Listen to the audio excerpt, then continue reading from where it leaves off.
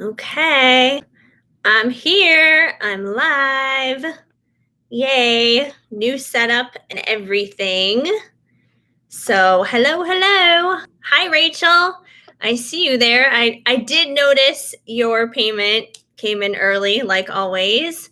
You want a general reading and a love reading. Two Ventis. Sounds good. But yeah, I'm happy to be back. I'm happy to be live. So this is definitely exciting.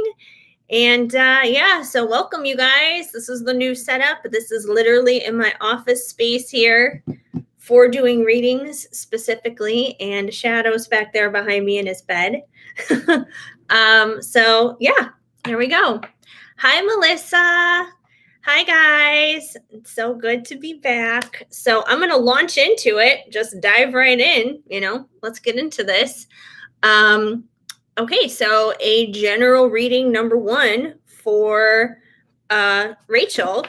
And I actually have a new tarot deck that I'm going to be using a little bit tonight. I still have my Crystal Unicorn Tarot like I usually use, but my friend Anise, who lives back in LA, and funny enough, I actually met her through Bridget, because she was like one of the mods on Bridget's channel, and we just kind of hit it off and became friends, and she gifted me with the Tarot de la Nuit, so I'm going to use a little bit of that tonight too.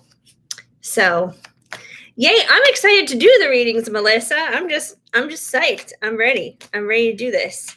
So yeah, let's see what's going on with Rachel. Let's see what's happening just general for her right now. Let's see what's going on. Shadow has left the room. I don't know what he's doing, but he is left. Are you going to come in here? Or are you going to go hide under the couch? Sometimes he likes to go hide on the couch when I'm shuffling cards. Like he gets freaked out. He thinks they're going to come and get him or something. I don't know. So he may go in the living room and hang out under the couch. Okay, let's see what we get here general wise for Rachel. What's happening for her? All right, first card out is the Eight of Wands. And this deck is so pretty. It's not your traditional tarot. It's just really pretty. But the Eight of Wands is, usually about action. It's about taking action. It's about taking the bull by the horns and doing something.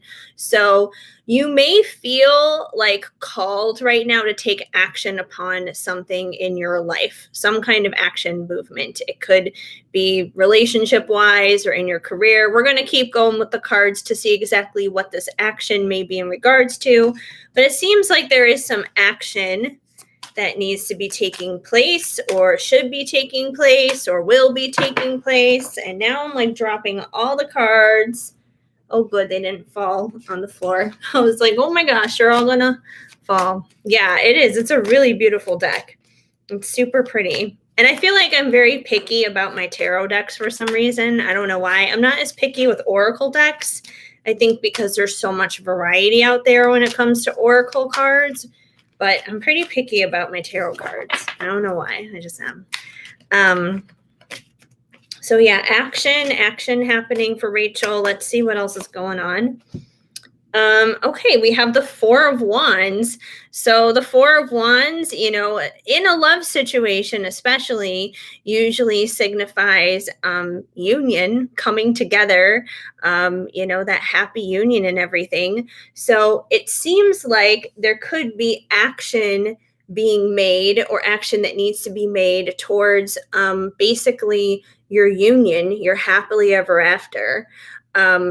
In general. So however it is that looks for you, even if it's not in love, like it could be just like union within yourself. It could be just like union in your life as a whole, maybe just everything falling into place, everything just like coming together. It could be, things going well at work, things going well in your relationships, with your family, with your friends. It could just be like everything taking action to come into a place where you want it to be. But I definitely feel like there are action steps that need to be taken to get there, though. Like you can't just have a wishbone about it. You got to have a backbone about it. So there's definitely steps of action. It's kind of like if you're not voicing it how are you ever going to, get there kind of a thing. So, and I feel like you probably know what those action steps most likely are. Um, Hi, Maxine. Maxine from Queens. Oh, we got a queen in the house here, basically.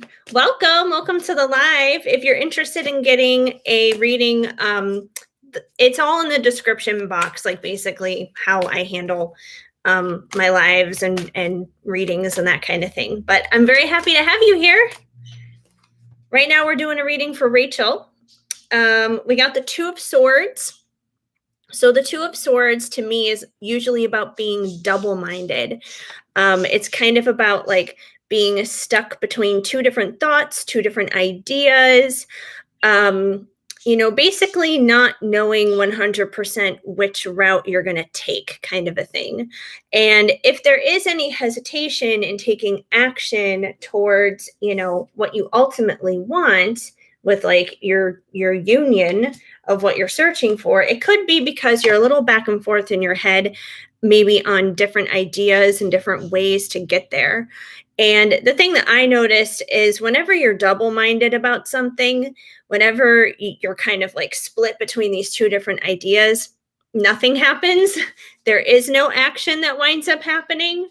You're kind of just like at a standstill because you can't decide. And I know from experience, because I recently went through that, trying to decide, like, do I want to stay in LA? Do I want to move back to Chicago? What do I want to do? I was so back and forth and back and forth. I was double-minded and I wasn't making up my mind. But once I made up my mind, bam, it's like action, action, action, action. And, I'm not here yet, but, hopefully I'm on my way there. And the only way that you can be is if you make up your mind and stop being double-minded. So if you're kind of like wishy-washy and back and forth about something, it may be time to like make a decision.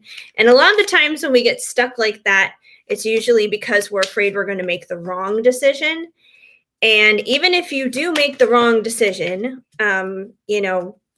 the divine always has a way of realigning us and putting us back on that track. You may have to take the long route, but you'll always get to where you need to go. So don't be afraid to make a mistake, even if you do. Let's see what else we got here for Rachel. Oh, we got the Tower coming out. So yeah, I feel like this is a definite indication that your mind needs to get made up, because if you don't, you may have some things crumble around you and kind of force your hand at that too. Because I've done that one as well, where I have not made up my mind about something and I'm like, no, I'm just going to sit in this and I'm not going to do anything.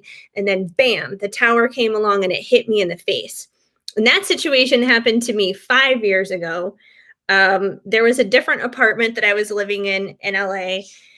And I was kind of back and forth in my mind. I was like, oh, maybe it's time for me to go to like a different place, like in LA. I was like, maybe it's time for me to go to a different apartment. And I continued to sit double-minded about it. I didn't make up my mind. And when I didn't make up my mind, a tower basically came crashing down in front of my face and everything kind of blew up and went wrong with the place that I was living at.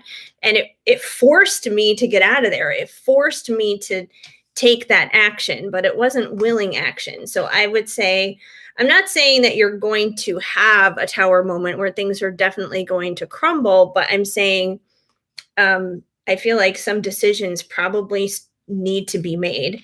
And you're the only one who's going to know, what the best thing is to do. But I feel like those decisions need to start being made in order for you to take those action steps towards your ultimate fulfillment, what you really want for yourself in whatever the situation is. Because, once again, this is your general question. So it could be tied into your love life. I mean, we'll find out when we get to your love question. But, if it's with anything else, in your career, with your friends, with your family, whatever it may be, it just sounds like it's time to take some action. It's time to make decisions. Sometimes we have to step into our own masculine energy to do that too. And we have the Hermit. So I feel like this may be kind of where you've been to, is kind of just like going within, because I feel like you probably do make your decisions very seriously. Like you take the process seriously. You don't just, kind of just like decide something on a whim, at the snap of your fingers or whatever, like flying by the seat of the pants. Like I feel like you definitely take your time and you definitely prayerfully consider things and meditate over things, and who knows, maybe make pros and cons lists or whatever the case may be. And that's a good thing. Like it's good to definitely weigh out all the factors and check out every perspective. But I think it's time to start coming out of that hermit mode, to see what you need to be doing. Let me get some oracle cards to go along with this. And I'm so excited because, like, I seriously have so many new decks, you guys. Before I left LA, I kind of went on like a deck buying binge. I went to the House of Intuition off of Melrose and I kind of just went nuts. So I got some new decks here to use, which is going to be fun. All right, so I got, what is the name of this one? This one is the Psychic Tarot of the Heart Oracle deck. So that's what I'm going to pull from now, for your oracle cards, to kind of see what else we need to know for you generally, Rachel. Let's see what we got here. What's going on? Maybe we'll get some 411 on what this action is, what the decision is that needs to be made. We got open up. So maybe part of the action here that you need to take is voicing yourself. Because, sometimes it's not about like necessarily physically going out there and doing something. Sometimes it's about just like being vocal and expressing ourselves and being vulnerable and open, basically.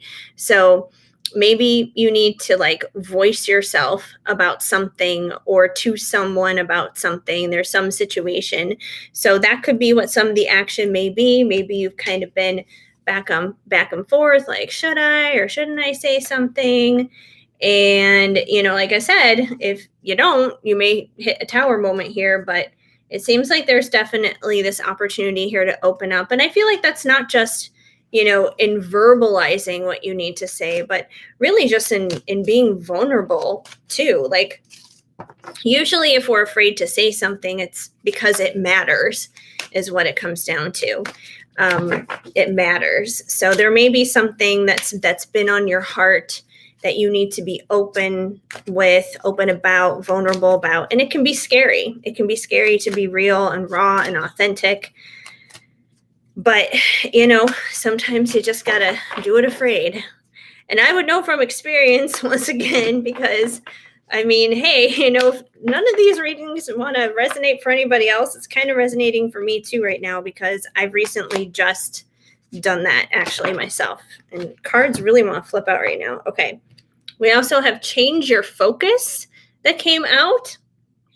So, maybe once again, instead of being so much up in your head about what to decide here, it may be time to just like make up your mind, take the action, and then change your focus. Like, I feel like it's important, like once you have taken the action and you've made up your mind to do something about that, to change your focus to something else. And, once again, that's another reason why I'm here doing my live right now tonight, because it's going to help me change my focus on some things. And instead, it enables me to be here and help you guys. And helping you guys in exchange still helps myself at the same time. So, it may be good to just kind of like change your focus after you, take your action steps there, and just kind of just like leave it open for God to move from there, because that's kind of all you can do. It gets to a point where it's just no longer in your control. And we have observe. And I feel like that's something, once again, I feel like you've already been doing that. I feel like observe kind of goes hand in hand here with the hermit, because usually when we're in hermit mode, it puts us into kind of this reflective, observant kind of mode where we can really kind of watch the world and see the world around us and what's going on. So I feel like you've kind of already been doing that. You've already been observing a lot of things to help you make your decisions and decide what it is that you want to do, where it is you want to go, who it is you got to say what to, and those kinds of things. And we have move. So move, and I love how these cards are just complementing each other right now. Move and the Eight of Wands, we got double action here. So once again, I feel like move just confirmed the Eight of Wands, that there is action here that needs to be taken. So I feel like the overall general message here for you, Rachel, is, like I said, it's time to make up your mind and make a move. Take action, whatever it is this thing is that's been on your mind that you've been kind of back and forth about. It's time. It's time to jump in and take those action steps. So that's what I got for your general question. And next I'll do your love question. Yes, I love getting new decks. I'm going to have a little sip of my Frappuccino here. And my birds are still loud. Like they're out in the living room and they're still being loud and crazy. It doesn't matter where I am or what I do. Okay. All right. So love now for Rachel, because she ordered 2 Ventis. So I'm just going to continue on here with the Tarot de la Nuit. And I got a Venti too. Haha, quite literally. A Venti Frappuccino. I feel like I haven't gotten a Frappuccino like all summer. I was like, you know what? I'm going to treat myself to a Frappuccino when I go live tonight. How am I enjoying my move to a new city? Oh, man. It's been a lot of ups and downs is the best way I can describe it. It's been way more emotional than I thought it was going to. I've cried a lot. I have cried a lot missing LA. That's been a really hard one for me.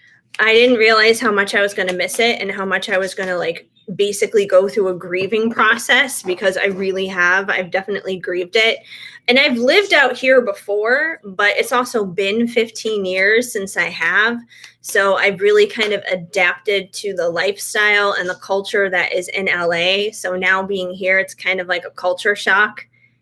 Even though, like I said, I've lived here before, I've visited here a million times before, but it's weird. It's a weird adjustment. So it's a lot of ups and downs. I'm happy to be close to my mom and everything. And, that stuff is all good, but it's weird. It's weird. It's a lot of ups and downs. It's just very emotional.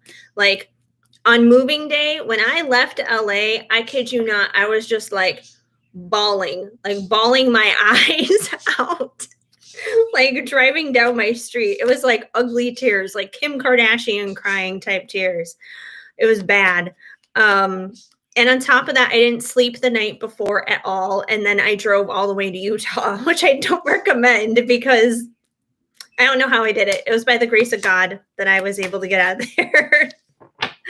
But yeah, it's been an adjustment. It's still an adjustment right now. I'm glad I'm unpacked, obviously. I'm glad I'm settled and I'm here and I'm doing readings, but I'm still adapting, that's for sure. There's a lot of emotional stuff still in the works.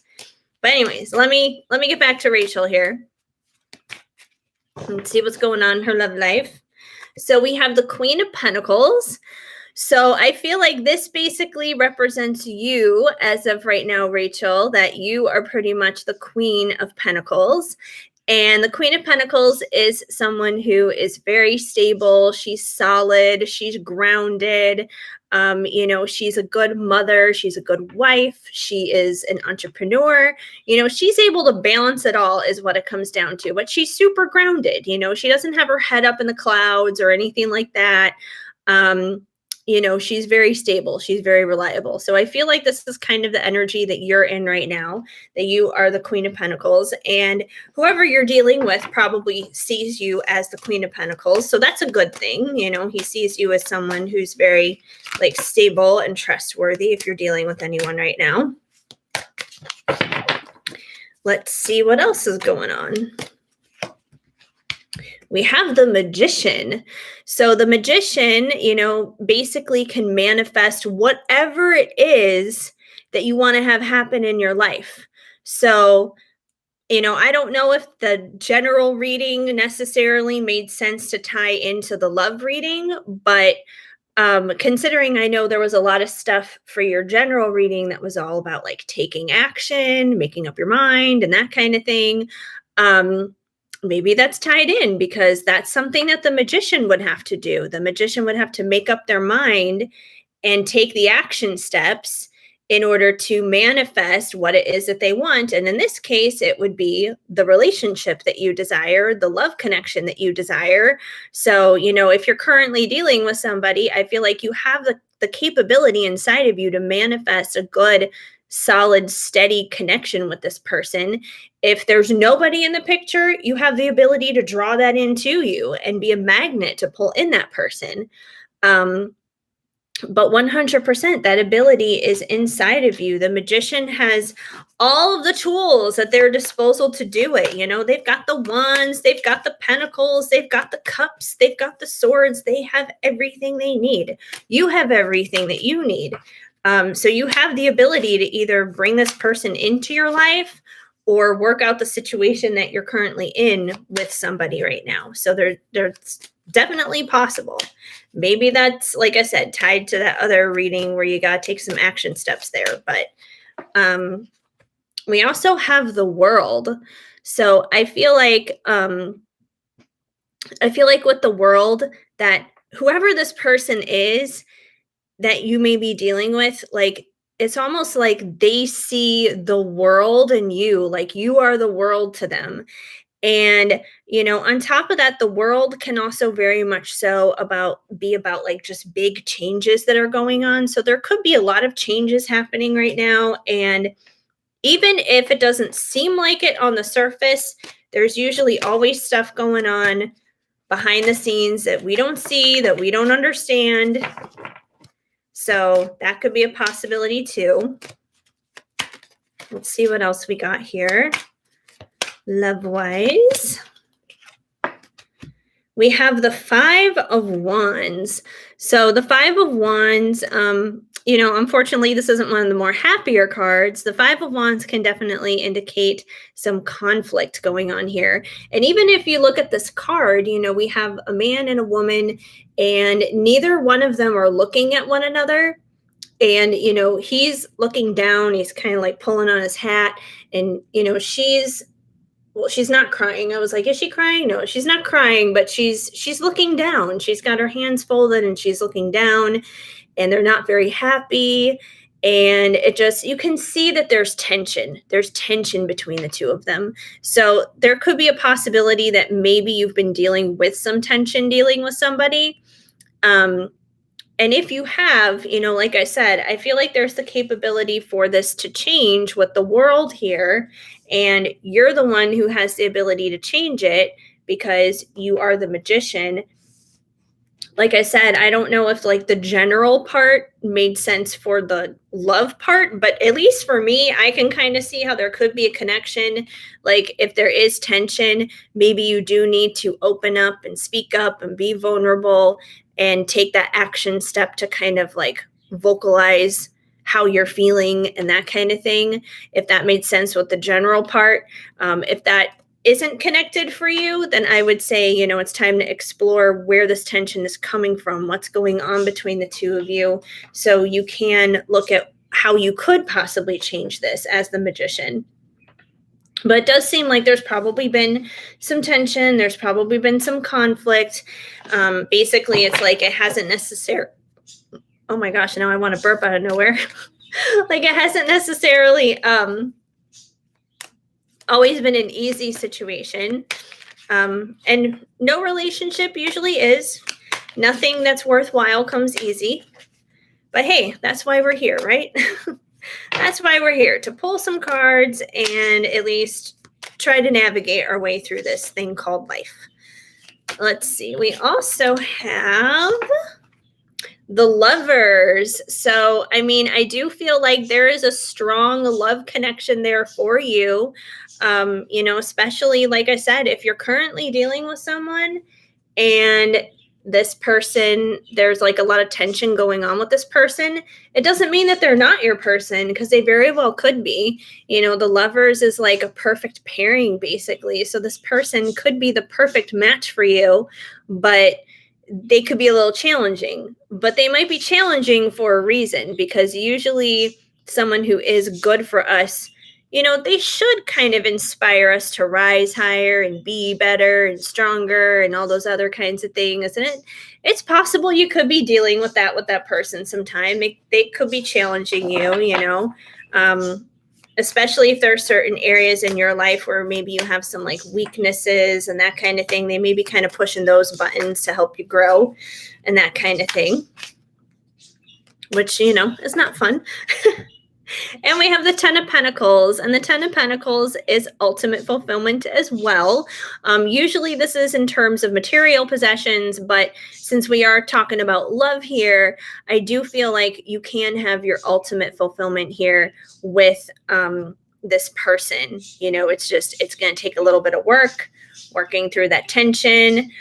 Things can definitely change here, and you're the one who has the ability to get the ball going, more than but I do feel like this person is your perfect match, and that you can have happily ever after ultimate fulfillment with them. Let me get you some oracle cards to go along with that. Move those out of the way. Let me open my drawer here, my drawer of fun. We'll take out some love stuff here. All right, Journey of Love, because we love the love. All right, let's see what we got here going on for Rachel. What else does she need to know? So I get hair lying to go into my mouth. Let's see what else we need to know here going on for Rachel and her love life.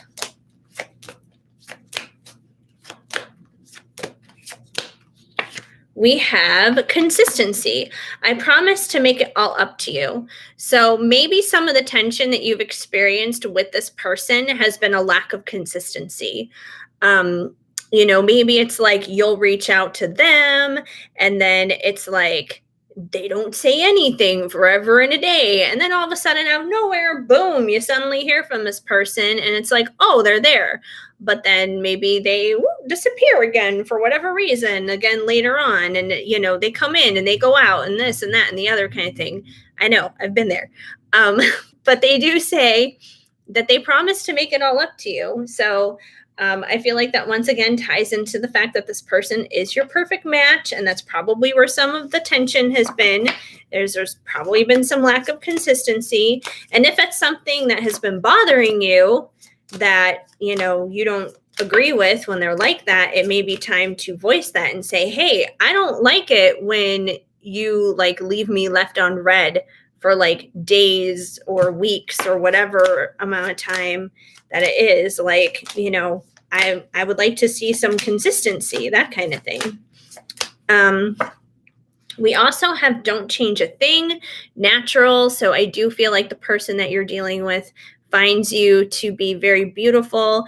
And, it wouldn't matter if you were in a ball gown or if you were in sweatpants, they would love you all the same. It says natural here. So I feel like, they may even prefer you to be like without makeup or like very little makeup or something like that. Like they're not superficial. They're not materialistic like that, where they're just like, oh, I need a girl who's got like her hair and her nails done all the time and is constantly wearing fake eyelashes and stuff like that. Like, I don't feel like that person would be way too into that. We also have you excite me in ways I never knew existed, pleasure. So I do feel like you bring this person a lot of pleasure and excitement, and definitely like that in the sexual way, but not just in the sexual way though. I feel like, you just bring like this spark of life into them that maybe they haven't experienced or seen with other people. Maybe other people around them are more like kind of dull and drab and boring. And then you come in and you spice up their life and you bring a splash of color onto their very boring black and white canvas of life. Let's see what else is happening with this person in love. Resentment. Please don't give up. Let me back in. So I feel like that kind of goes right back along to what came out here earlier with the tension that we have here and the lack of consistency. I feel like they do feel bad about that. They don't want to hurt you on purpose. I feel like their intentions are good. They're not trying to do it on purpose. So they do say, not to give up. They don't want you to get into a place where you're bitter or resentful or anything like that towards them, which, I wouldn't recommend staying in that position either. Obviously, that's not good for anybody. Let me get one more here.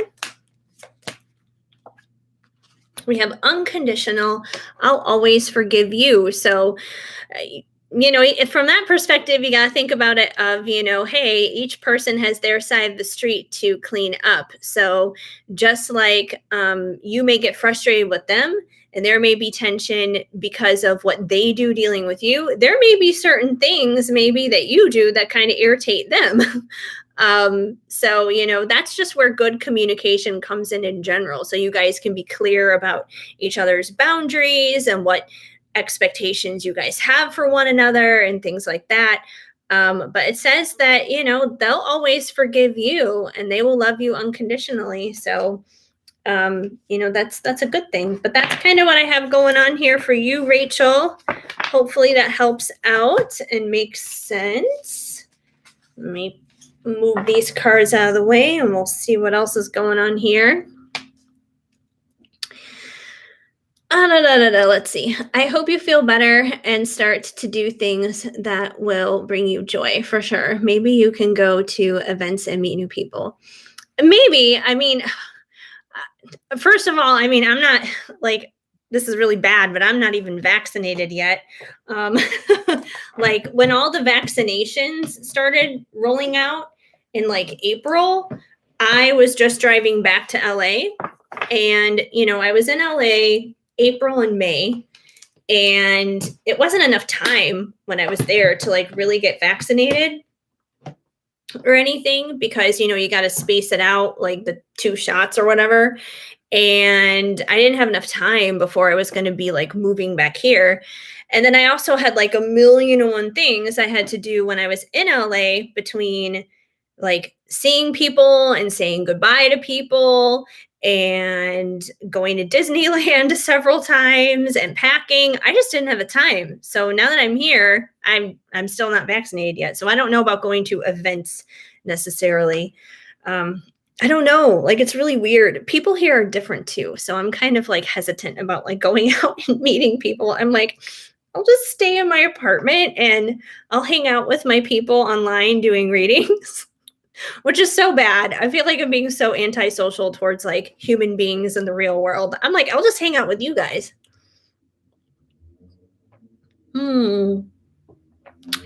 Heather, do you have decks or oracle cards that can specify the physical characteristics and personality traits of an incoming love interest?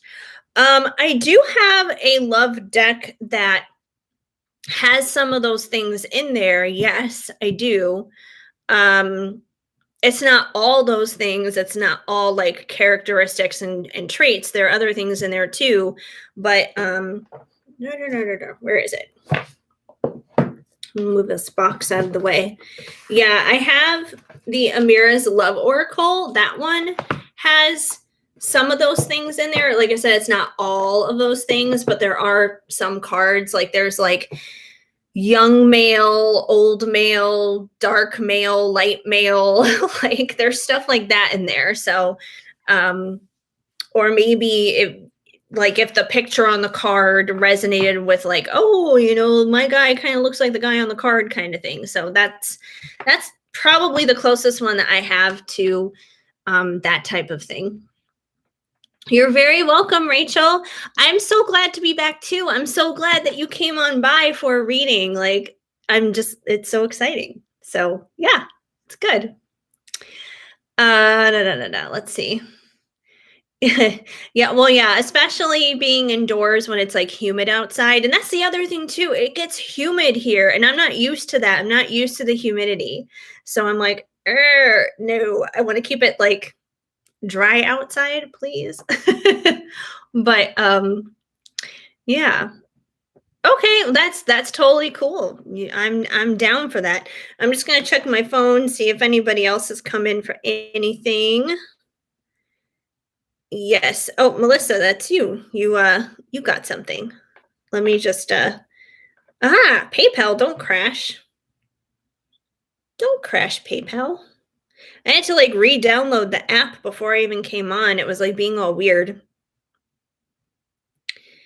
There we go. And I see you wrote a little note in there. A reading for career guidance. Whatever the divine has to say for guidance in getting a good job that will fulfill me as a person. Will I get a job possibly in July? All right. Well, let's find out. Let's have a little look-see here and see what we got going on for you, Melissa. See what we got in the career department. I'm kind of on a tangent here with the Tarot de la Nuit. It's so pretty. It's so pretty. I'll get to my unicorns though. I have a new unicorn oracle deck, so I'll probably do like a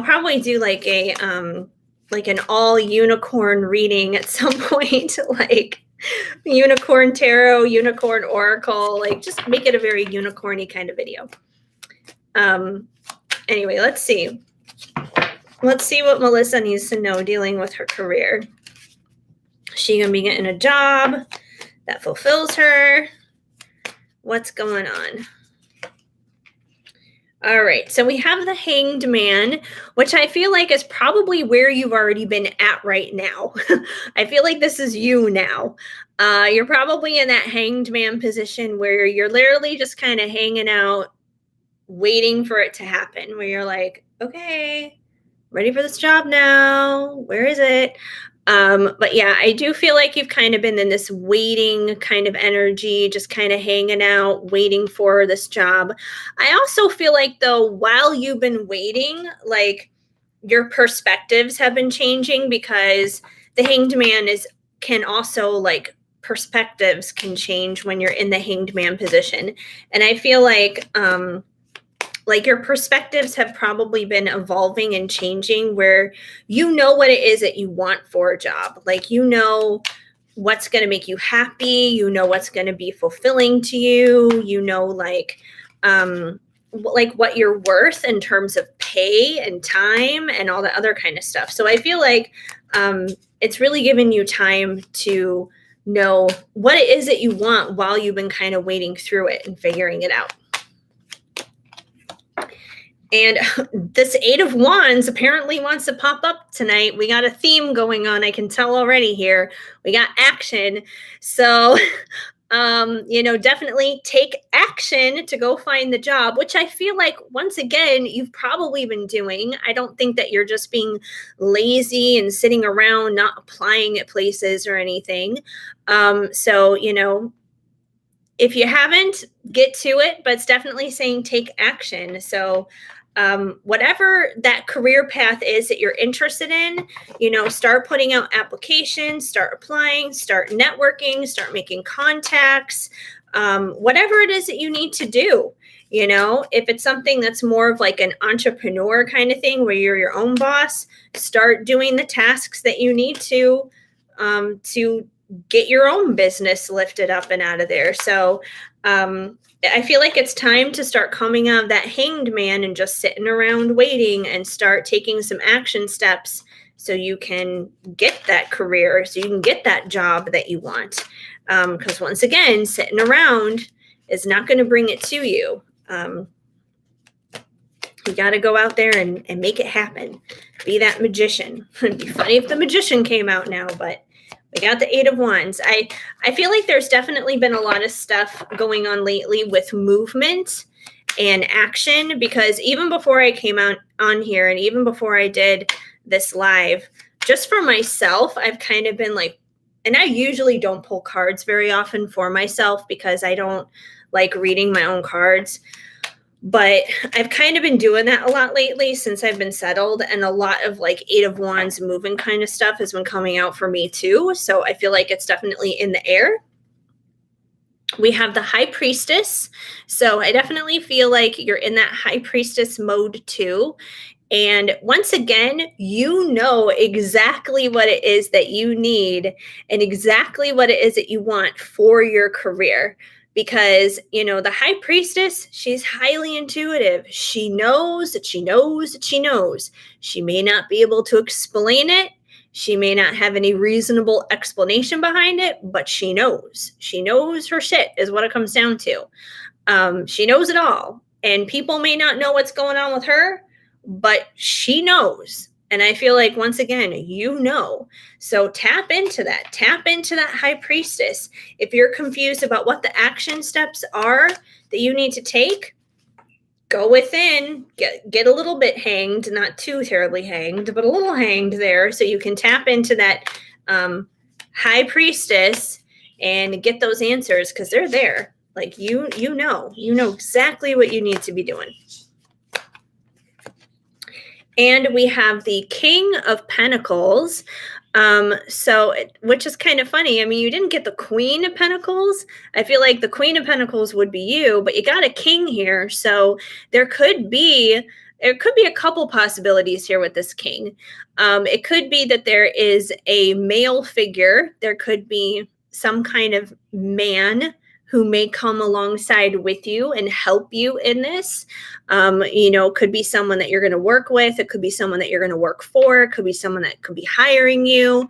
But there could be someone that you wind up networking with and dealing with who is basically a King of Pentacles type of guy who's solid and stable, has money, obviously, to probably pay you. Or this could be a representation of like your masculine energy within you, because we all have that masculine and feminine energy. And it could be that masculine energy within you to, be the king of your castle, basically, and, get the job done. Because masculine energy is also very go-getter. It's very putting yourself out there, which would be, like that Eight of Wands. So it could be either one or the other. It could even be a combination of both. You putting together your masculine energy together with a male figure that may come alongside with you and help you in this. So I would definitely be on the lookout for that. There could be some guy who may wind up helping you here with this. And, we got one that just, this is so funny. You got the Hierophant. So the Hierophant kind of goes hand in hand here with the High Priestess. Like, I mean, if this was like a love reading, for example, like these two would basically be partners. Because the Hierophant is very much similar to the High Priestess in the fact that, he's highly intuitive and that kind of thing. So I feel like this is basically saying that you yourself are very balanced in your masculine and feminine energy here when it comes to your work. And you're more intuitive than you realize, because you got both of them. So you really got to pay attention to your gut, because it knows exactly what you need to be doing. So let me see. I know you asked about like if it was going to happen in July. So let me get some timing cards here for you. Maybe we can find out the timing of when this job is going to come along. Let's see if we can find out when. But yeah, whatever it is you're supposed to be doing, I feel like you know that you know that you know what you're supposed to be doing. So yes, you're definitely a stubborn Eight of Wands. you're working on both, but really want to be an entrepreneur. Well, yeah, it it takes it takes it takes a lot of work doing the entrepreneur thing. I mean, it takes a lot of motivation. I think it's easier when you're working for someone else, because it's like it's not all on you. But when you're working for yourself, you have no choice. But yeah, I mean, if that's what you want to do, you should go for it. It's like the most amazing thing ever. So let's see what we get here for your timing. We have when gifts are placed under the tree, expect extra company. So this one would be like a Christmas card, basically. This is like a representation of the holidays. So this job thing may take a little bit of time. It may not necessarily happen in July, especially if you want to do like the entrepreneur route, it's going to take time.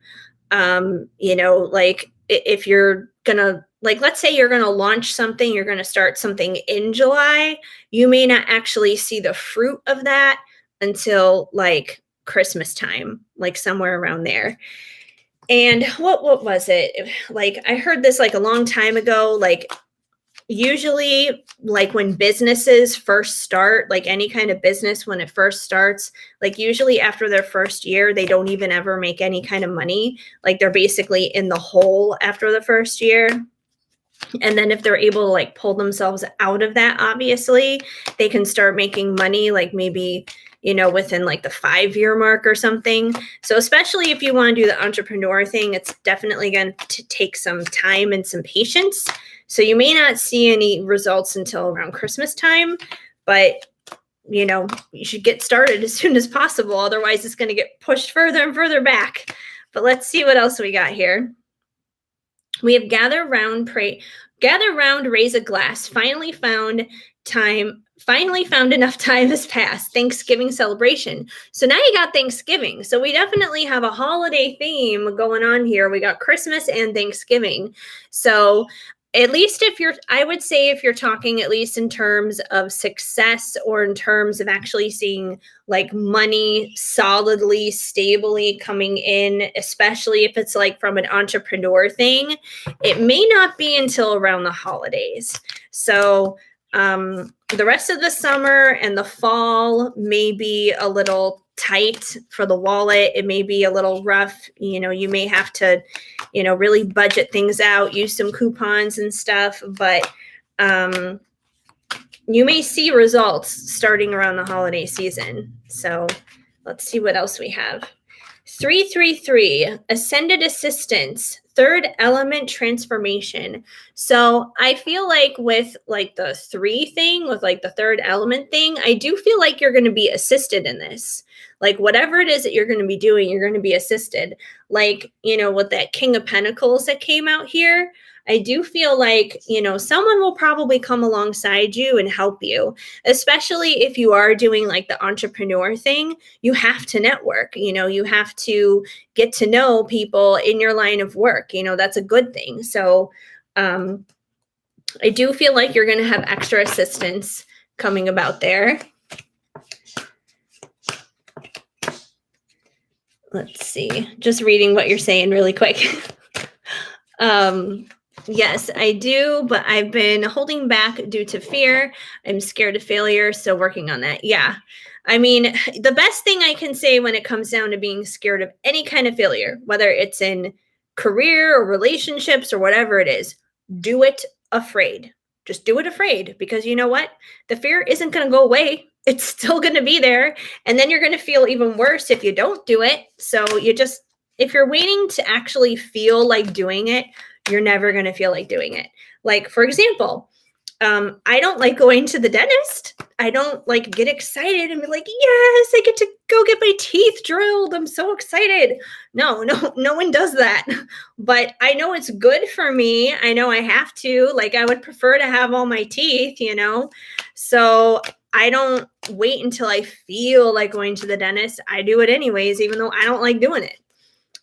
So think of it like that, like you're never going to feel ready. You're never going to stop feeling scared. If you did, then it probably wouldn't matter very much to you. So you just have to do it afraid. Your feelings, you kind of have to say, You basically have to say fuck off to your feelings, basically, and just do it afraid. That's the best way I can describe it. And now I'm like almost ready to drop all the cards after saying that. We also have 666, shift your focus, ego pursuits, financial focus, which obviously that's what this is. This is a bit of a financial focus, but it says shift your focus. So, I would say that would be like shifting out of those fears, basically, because fears are basically an ego thing, false evidence appearing real. You want to have the opposite of that, which is faith. Hi, Seawin. Good to see you. I just noticed you popped in here. And that's okay. It's all right that you're late. No worries. I'm still here. I mean, I've only been on just about an hour, so, it's not bad. And we also have, as all open their hearts, expect to be hit with Cupid's darts, Valentine's. So I know Valentine's Day is like a little bit after the holidays, but I feel like basically if you got like a lot of holiday related cards that came out here with this. So, I feel like you may start seeing things come in through like Thanksgiving and Christmas, and this will probably carry through New Year's and like the winter season into like when Valentine's Day would come. So I feel like your time to shine, at least with like seeing results of this and seeing money coming in from this whole adventure, will probably be more so like the end of fall going into the winter time. But get started now, because if it's an entrepreneurial pursuit, the sooner you get started on it, the better you're going to be. And if you're not doing it now, it's going to be pushed back further than the holiday season. So that is basically what I got for you, Melissa. But you should definitely do it. Do this entrepreneur thing. I mean, I've kind of been like that all my life. Like, I've never been like the kind of person who can like really work for someone else. Every time I have, I've like quit after 2 weeks. I'm like, nope, I don't want to do this anymore. Bye. Hence why I was like walking dogs in LA, and that was like an entrepreneur thing because I was my own boss. So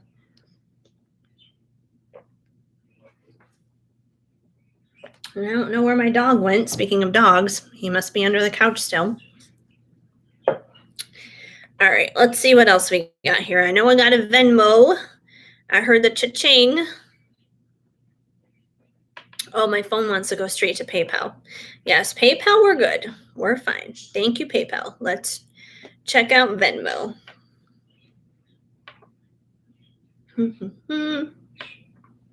Waiting for it to load. Thank you, Seawin. I'm very happy to be back. Twin flame check-in, please. Alrighty, you got it. We will do a twin flame check-in for Seawin. All right. Let's see what's going on with Seawin and her twin. Those crazy twins. Oh, I was talking to a friend last night, and we were like, why are they called divine? Why are they called divine masculines? Like, there's nothing divine about them. They're so frustrating. And we decided to start calling them divine dipshits because truthfully, that's how they can be. So anyway, but that's our own little frustrations. Hopefully not everyone is frustrated with their person. Let's see what's going on for you, Seawin, and yours. Hopefully it's all good. I'll laugh if the 8 of Wands comes back out again, because it likes to lately. We got the 10 of Pentacles, so that's a good start. That's a good place to begin. The 10 of Pentacles is, ultimate fulfillment, happily ever after. So I do feel like, in the end, whatever's going on between you and your person, this can still be yours. You can still have that happily ever after. You can still have that ultimate fulfillment. You can still have, your 10 of Pentacles with this person. So, the outcome is still good. Now, as for the journey to get there, that could be a different story. But the end result, the outcome is positive. That's definitely a positive way to start. Let's see what else we have. We have the Two of Pentacles. So currently there may be some juggling going on. So I don't know if you have like any like third party element or anything like that going on right now with your person, but there could be some juggling, even if it's not like another person.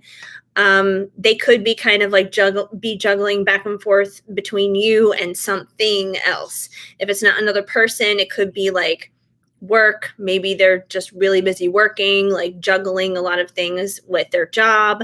Maybe they have a lot of family obligations that they're juggling, but it seems like they're, kind of juggling things right now, going back and forth with the Two of Pentacles here. So it seems like there is a little bit of up and down, back and forth, and that could be a little frustrating, understandably.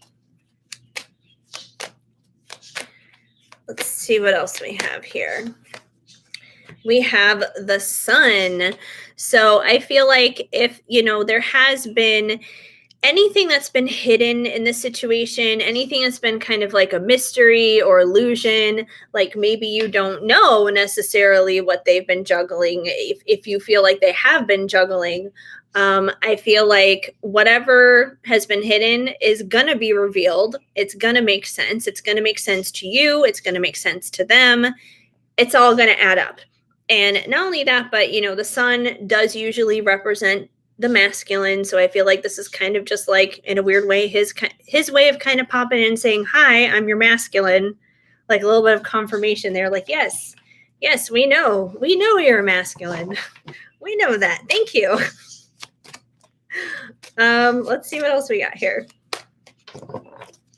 What else is going on with the twinny? We also have the Ace of Pentacles. So I do feel like if things have been challenging between the two of you, there is an opportunity for a solid and stable new beginning between you guys. And he may even have like a very solid and stable offer because, the Pentacles are, of course, about, physical, material possessions. So this is definitely something that would be within the physical realm of things. So he may eventually give you a physical offer of some sort. It could be, like extending an olive branch, it could be like some kind of apology. It could be taking you out on a date. It could be a whole bunch of different things. But I do feel like there is an opportunity here for a new beginning. And I feel like that could probably happen coming out of whatever it is that he's juggling once there's some illumination put on the situation. It'll probably open up a window for a new solid and stable opportunity between the two of you. Let's see what else we have.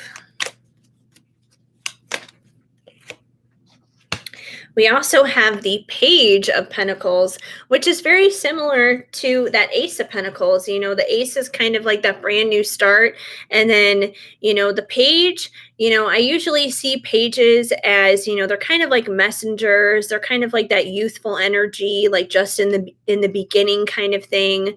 Sometimes they're the ones who don't really take the action and kind of sit back. But I feel like this is kind of just like reflective of the fact that it's definitely going to be like this new start. It's like pressing the reset button, just like pressing the reset. Maybe you guys, human beings, were kind of like cable boxes in a weird way. It's like maybe you guys have needed to kind of unplug from one another for a little bit. And, it's like wait 30 seconds and then plug yourselves back in and you'll work again. So maybe you've kind of been dealing with that with him for a little while. Goodness, lots of pentacles. Yes. Well, I think the good thing with all these pentacles, let's see, you got 1, 2, 3, 4. Yeah, you got 4 pentacle cards and then 1 major arcana.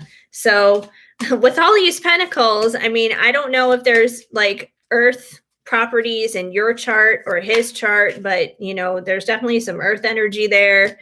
I think it's also an indication of a lot of grounding. Maybe both of you have been going through a lot of like kind of like humbling, grounding experiences that could be helping your connection as well. So that could be another factor. And we have the moon, which is so funny because we already had the sun come out. Come here, sun. Come here, son, and come here, my son. It's like I'm talking to it like it's a kid. But yeah, you got the sun and the moon. So yeah, I would say there has been some illusions. There have been some things here that have been left unseen that you're unsure about. But like I said, anything that's been unseen is going to be illuminated. And just as the sun is the masculine, the moon is the divine feminine. So I feel like this is, kind of showing right here, like, yeah, you two are counterparts. You two are the perfect match. You guys complement each other, the sun and the moon. So that's pretty cool. Let's see. Let me get you some oracle cards. What oracle cards do I want to go with? Look around here in my drawers because I don't know.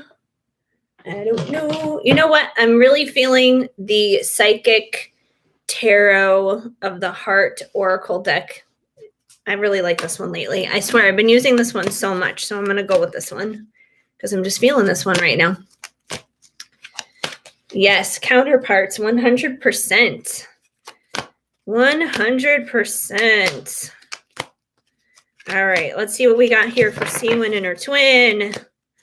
What's going on? Refusing to see. I feel like this is like, once again, we're talking about these divine dipshits and how they refuse to see, basically. So yeah, I feel like that's probably been him. He's probably been a little stubborn. They usually are. Where it's like they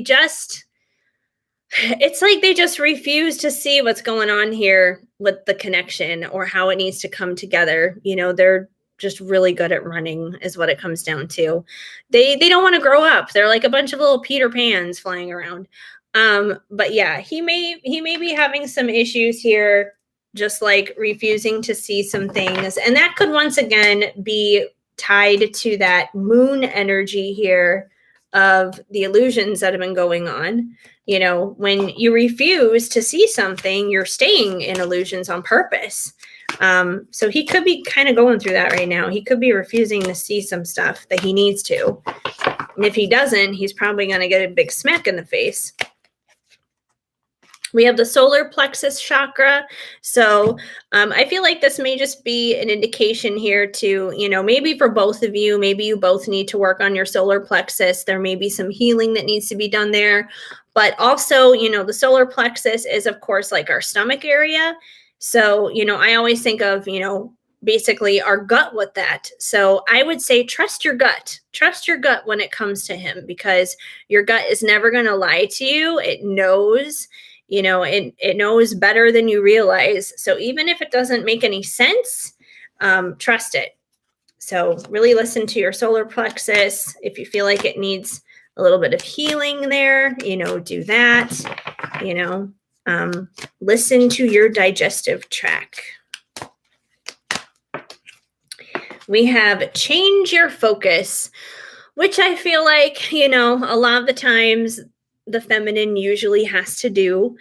Sometimes if we focus too heavily on the masculine and too heavily on what they're doing or not doing or saying or not saying, the more we do that, the more they refuse to see, basically. So, if you've been super hyper focused on him lately or anything like that, and I don't feel like we're always constantly super focused on them, but I do feel like there are definitely, triggers that can happen, and there are moments and there are times where it can happen. And I feel like we just need to remember to change our focus when that's going on. Once again, that's one of the reasons why I'm here doing this reading tonight, because today is kind of like a pretty important day for me dealing with my person, and I was just like, I have one of two choices. I can either like sit here and be sad and be moody about this, or I can go and change my focus and help other people, and that's what I'm doing. So you may need to change your focus a little bit too, and you know, however that is that it looks for you. And by doing that, it'll kind of like lighten the load a little bit, like lighten the load energetically a little bit on him, so he does have the opportunity to see. Let's see what else we have. We have awaiting results. So I feel like you've kind of been in this where you're kind of waiting for him to, make a move, do something, communicate, whatever. Once again, I'm right there with you. Seriously, right there with you. I get it. Patience is a bitch, but there's a reason why it's a virtue, obviously. So you may be waiting some results there with him, but you got to remember, you got that 10 of Pentacles here as that very first card that came out. So like I said, I feel like the end result is positive. The end result is happily ever after and ultimate fulfillment. It's just, something that's really worth it and something that's really good. It takes time. It takes time to get there. And then your last one that came out is nurture.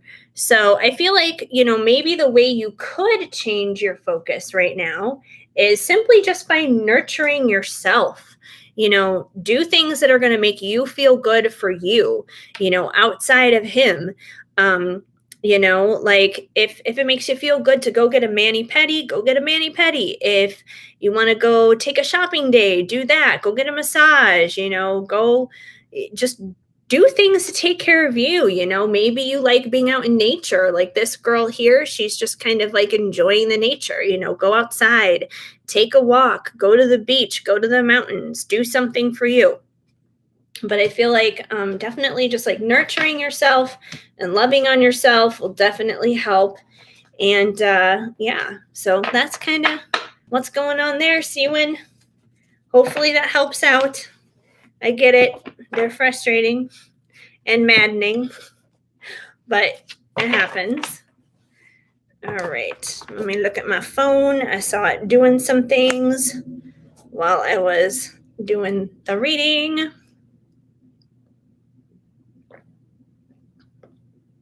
You will be having a hotel spa day on the 4th. Ooh, well, that's fun. That sounds like a really fun day to enjoy the 4th. Yeah, you're very welcome.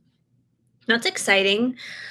I don't really have much of any plans for the 4th. I'm going to be seeing my mom on the 4th, and I know we're going to go see fireworks like over in her neighborhood.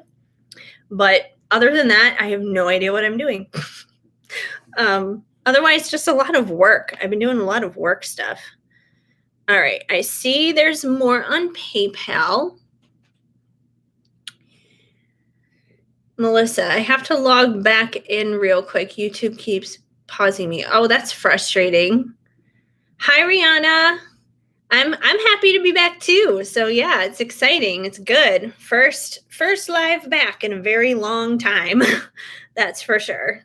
Let me check PayPal here. Get back on.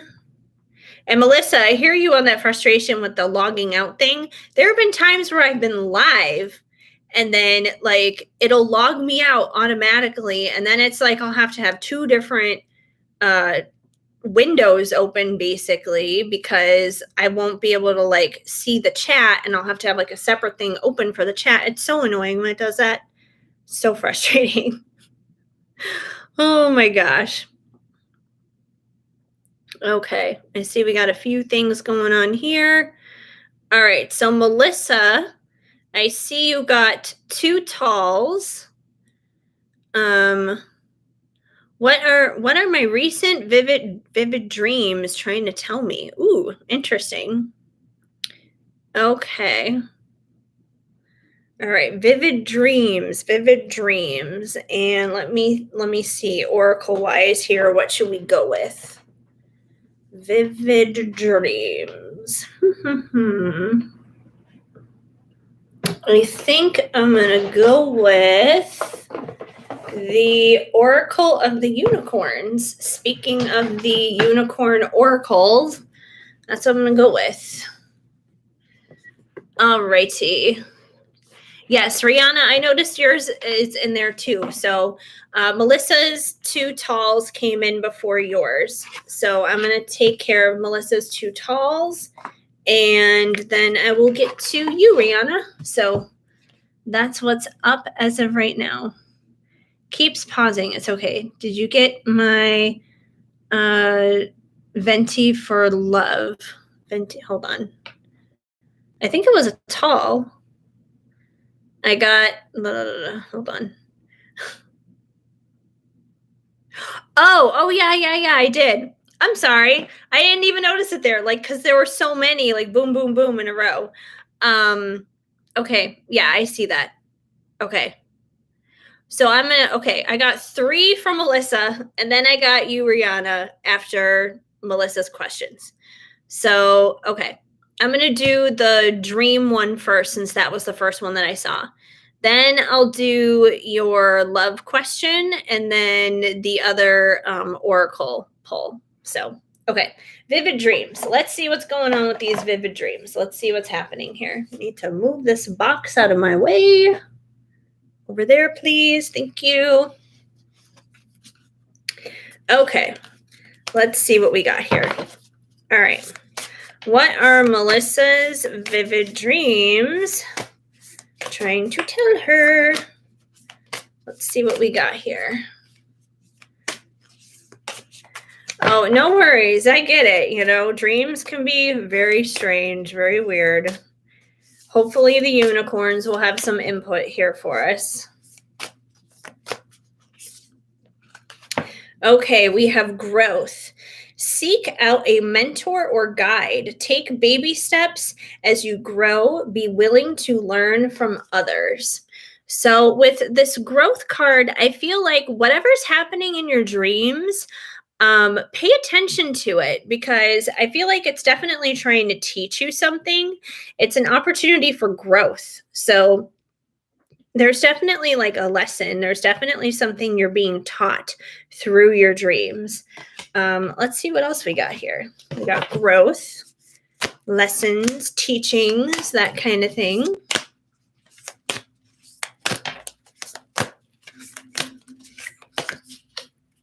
We also have compassion. Be gentle with yourself. Forgiveness will set you free. See the light in yourself and others. So with compassion, it's talking a little bit about like forgiveness and being good to yourself. Maybe one of the lessons that you're being taught through your dreams is to have more compassion for yourself, to, have a little bit more self-love, and to be able to forgive yourself. Because the more self-love we have for ourselves, and the more we are able to forgive ourselves, the more we can do the same for other people in our life. Like we don't have the capacity to forgive others. We don't have the capacity to be compassionate towards other people if we're not doing that with ourselves. So I feel like your dreams may be teaching you a lesson to have more compassion and more self-love. Let's see what else we have here. What else do we need to know?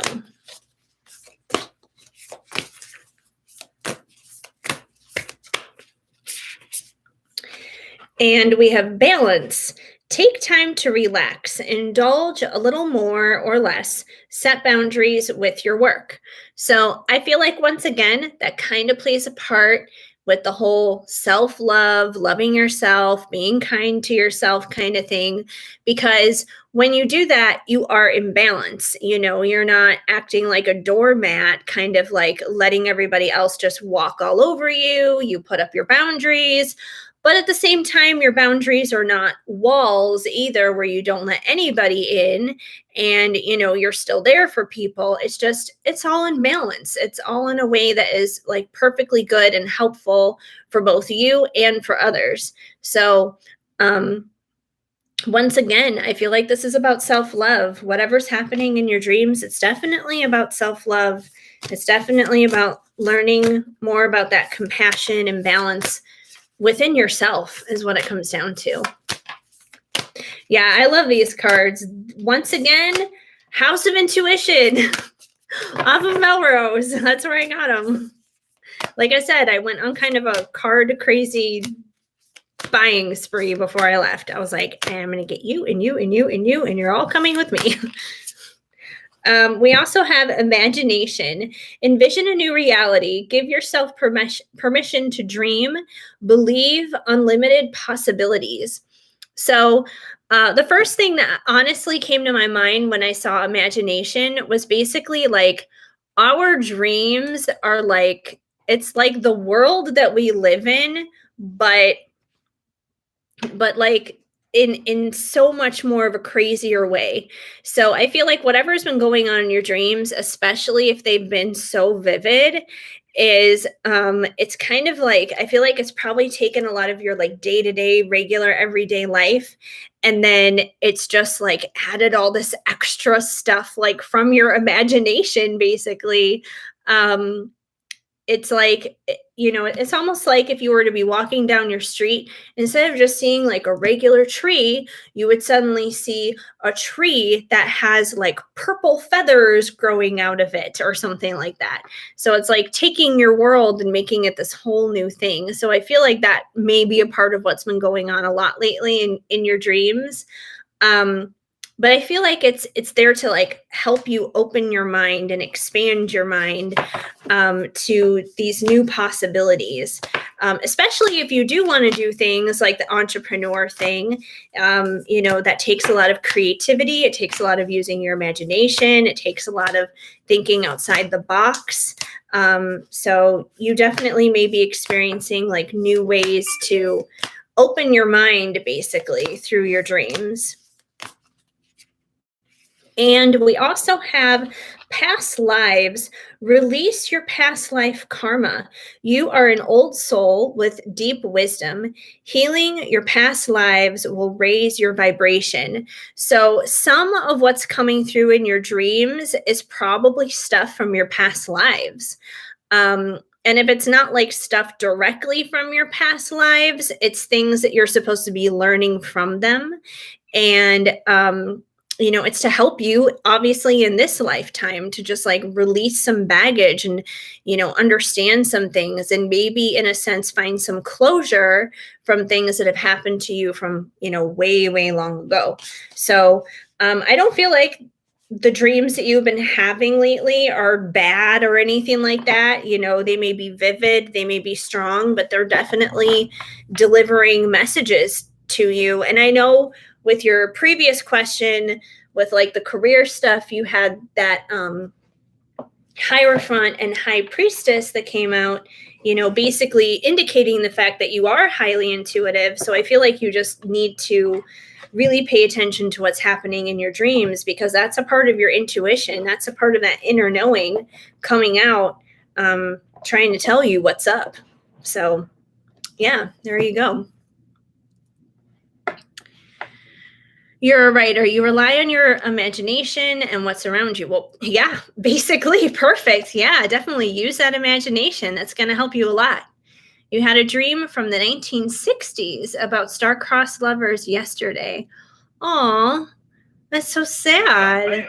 It could have been a past life related thing though, if it was like from the 60s, and if it's about like star-crossed lovers, that kind of is, like the twin flame thing. It could have been like a past life with your twin or something that maybe you dreamt about. So yeah, that's definitely possible. Would you get out of here? This little roll-on thing here is in my way. It's like, hey, I want to come out. You're not a card. You're not coming out. Okay. Let me see your other two. I'm going to go to the Venti now, which was who is coming in for love, physical traits, and personality, the real deal kind of connection, whatever the divine has in store for my love life.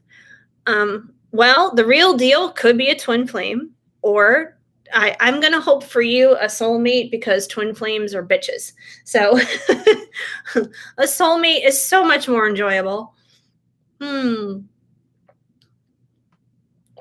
Anyway, hi, Snuggle Bear.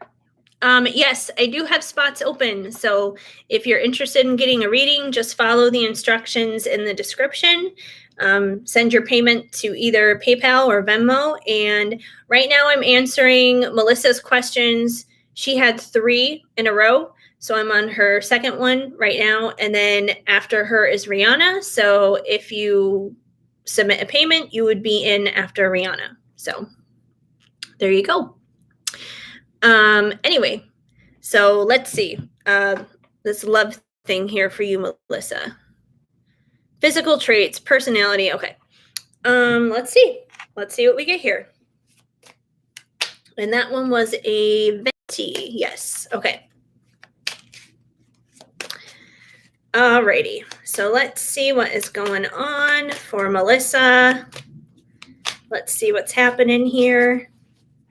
Who is coming in? Who's coming in for love from Melissa? Who is coming in? The real deal love. The real deal. I'm telling you, this 8 of Wands does not want to go away tonight. I'm going to lose my mind here. I should have labeled this video live readings 8 of Wands because this card just wants to come out. Okay, so with the 8 of Wands, this tells me a couple of things. Number one, it's possible that the person who could be coming in for you could be a fire sign because wands in general are that fire energy. The other thing it tells me is this person may be a go-getter. He may be like a go-getter, doer, mover, shaker, basically in life. You know, he's not someone to just like sit by idly and just let life go by. So he could be someone who's definitely about taking a lot of action himself, which is a good thing because I feel like that would show that, you know, he is like very much in his masculine energy. You know, usually someone who's in their divine masculine role is going to be about taking action steps. So I feel like, you know, whoever is coming along, he probably is going to be someone who is about action, whether it's in his personal life or his professional life or whatever it is. So he's definitely going to be a mover and a shaker and a go-getter kind of a guy. He's not going to be lazy. That's for sure. We have the Fool, which I feel like kind of goes hand in hand with that go-getter, mover, shaker kind of mentality, because the Fool kind of jumps in and takes actions without thinking, though. That's the difference between the Fool and the 8 of Wands. The 8 of Wands is just action by itself. But the Fool, they take action without looking both ways. You know, they cross the street and they don't look both ways before they cross it. They dive into a pool and, you know, if the pool is empty, oh, well, they crack their skull open. If the pool is full, then they'll go ahead and take a little swim. But the point is they don't think before they take action. They just go. So I feel like he is going to be a big action guy. And in some ways, almost kind of like a risk taker. He could be kind of like a risk taker kind of guy. Like I'm almost kind of getting the vibe like he could be into like extreme sports or something like that. Like this could be the kind of guy who likes to go like skydiving or bungee jumping or something like that. Like he could be about those things. Like he's kind of like a firecracker is what it comes down to. But I feel like he loves adventure and those kinds of things. So I feel like you're never going to be bored. That's for sure. You're never going to be bored. In some ways, he may need you for a little bit of like grounding, just because he may be like, yeah, fly by the seat of my pants all the time. He may need someone to kind of calm him down a little bit with that. But I feel like he's a fun guy though. He's kind of like the life of the party in a sense from that perspective. And we have the Sun. So, you know, the Sun is definitely, I've said it before, the Sun is the representation of the masculine. So once again, he's definitely a guy's guy. He's got that masculine energy for sure. And also with the sun, I feel like when he comes along in your life, you're going to know. Like you're going to know that you know that you know that it's him, because you're just going to have that illumination. That illumination and that knowledge is just going to hit you. And it's going to hit you because, once again, as it's already kind of come out in the other cards earlier, you're highly intuitive yourself. So you're going to know. You're going to know when he appears in your life. But he's definitely like a masculine guy. He is a guy's guy. You know, we're not dealing with someone who's like a feminine man. Not at all. Who is this guy? He seems spontaneous. Yes, definitely spontaneous. 100%. Yeah, if you're grounded and you're introverted, I feel like you guys would actually probably be a good match, because you being grounded would probably, like, you know, put his feet on the ground a little bit more, which I feel like he needs. But I feel like at the same time, you may need some of that spark and pizzazz that he has. So you guys will probably wind up balancing each other out. And that's usually how those things wind up going. Kind of like a yin yang thing. Let's see what else we got here with this guy. The Lovers, he's going to be your perfect match. So, you know, it's possible this could be your twin flame that we're talking about here. If that's the case, especially with that yin and yang thing. But he's definitely your perfect match. That's for sure. He is your perfect match. So this is that real deal love that you were asking about. So let me get one more, and then I'm going to pull some cards from the Amira Love Oracle. We'll see if any of those physical traits come through for you. You need to live and experience more crazy sports. Yeah, well, I feel like this guy is going to have some crazy ready for you, for sure. But fun crazy. Good crazy. Oh, this one just wanted to flip right out. The Six of Pentacles. So the Six of Pentacles, especially in this deck, is kind of like living the luxurious life in a sense. It's living a life of luxury and just like high style and that kind of thing. Like you can even see on this card, this girl's kind of like sitting on this, you know, huge chair, and she's got her coins here, and she's just, you know, it's kind of like she's super high class. So I feel like, at least in terms of like money and stuff between the two of you guys are going to be okay. You guys are going to be doing well. You guys won't be like struggling financially or anything like that together. You guys are going to be in a good position. Let me get some Amira's Love Oracle here though for you. Hopefully we'll get some of those physical traits you're looking for, but I think we definitely got some personality there. That's for sure. He's got a lot of personality. 100%. He's got a lot of personality. He sounds like a fun guy. That's for sure. We've got destiny. So this person is going to be your destiny 100%. I mean, like I said, you asked for the real deal love, and I feel like this person is going to be your real deal love. So this person is a part of your destiny. You can run, you can hide, but you can't escape it. We also have young female. So I feel like you're going to be younger than him. So I know this is like a female card just describing a girl, but like I said, I feel like what it comes down to is you're probably going to be younger than him, is what that probably verifies. By how much, I don't know. I mean, it could be a matter of days. It could be a matter of years, but I feel like you're going to be younger than him.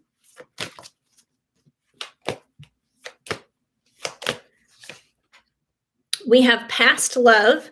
So I feel like this person, you probably share past lives with them. I don't feel like this is someone that you already know in this lifetime, like have a past love with them now. But I feel like this is someone you've definitely experienced past lives with where you guys have been together. So you guys definitely have a strong soul connection.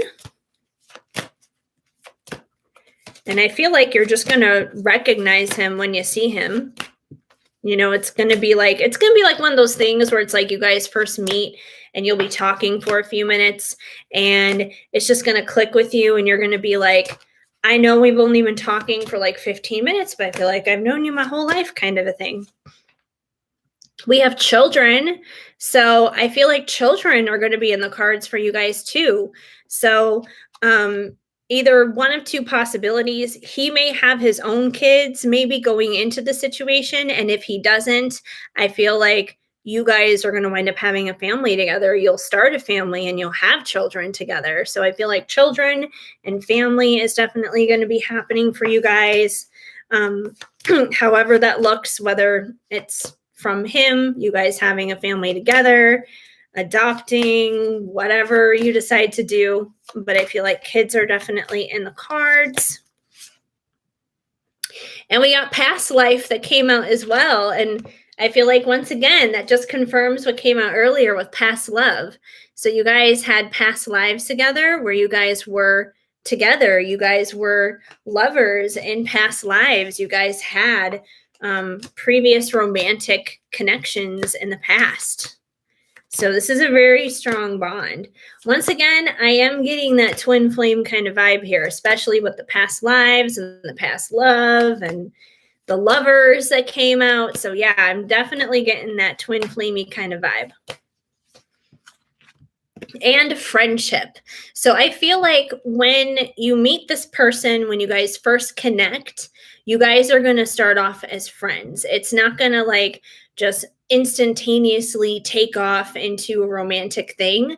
I feel like you guys are definitely going to establish your connection and build a solid foundation through your friendship, which is going to be a really beautiful and good thing to do. So that's what I see going on for you right now in the love department for this upcoming future love. He sounds like a lot of fun, though. So that's definitely a good thing.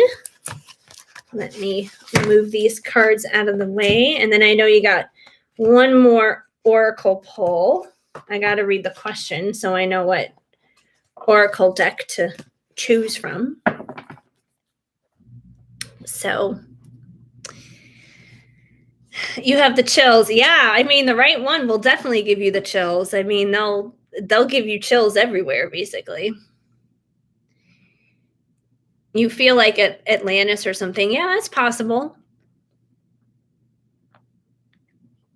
I agree.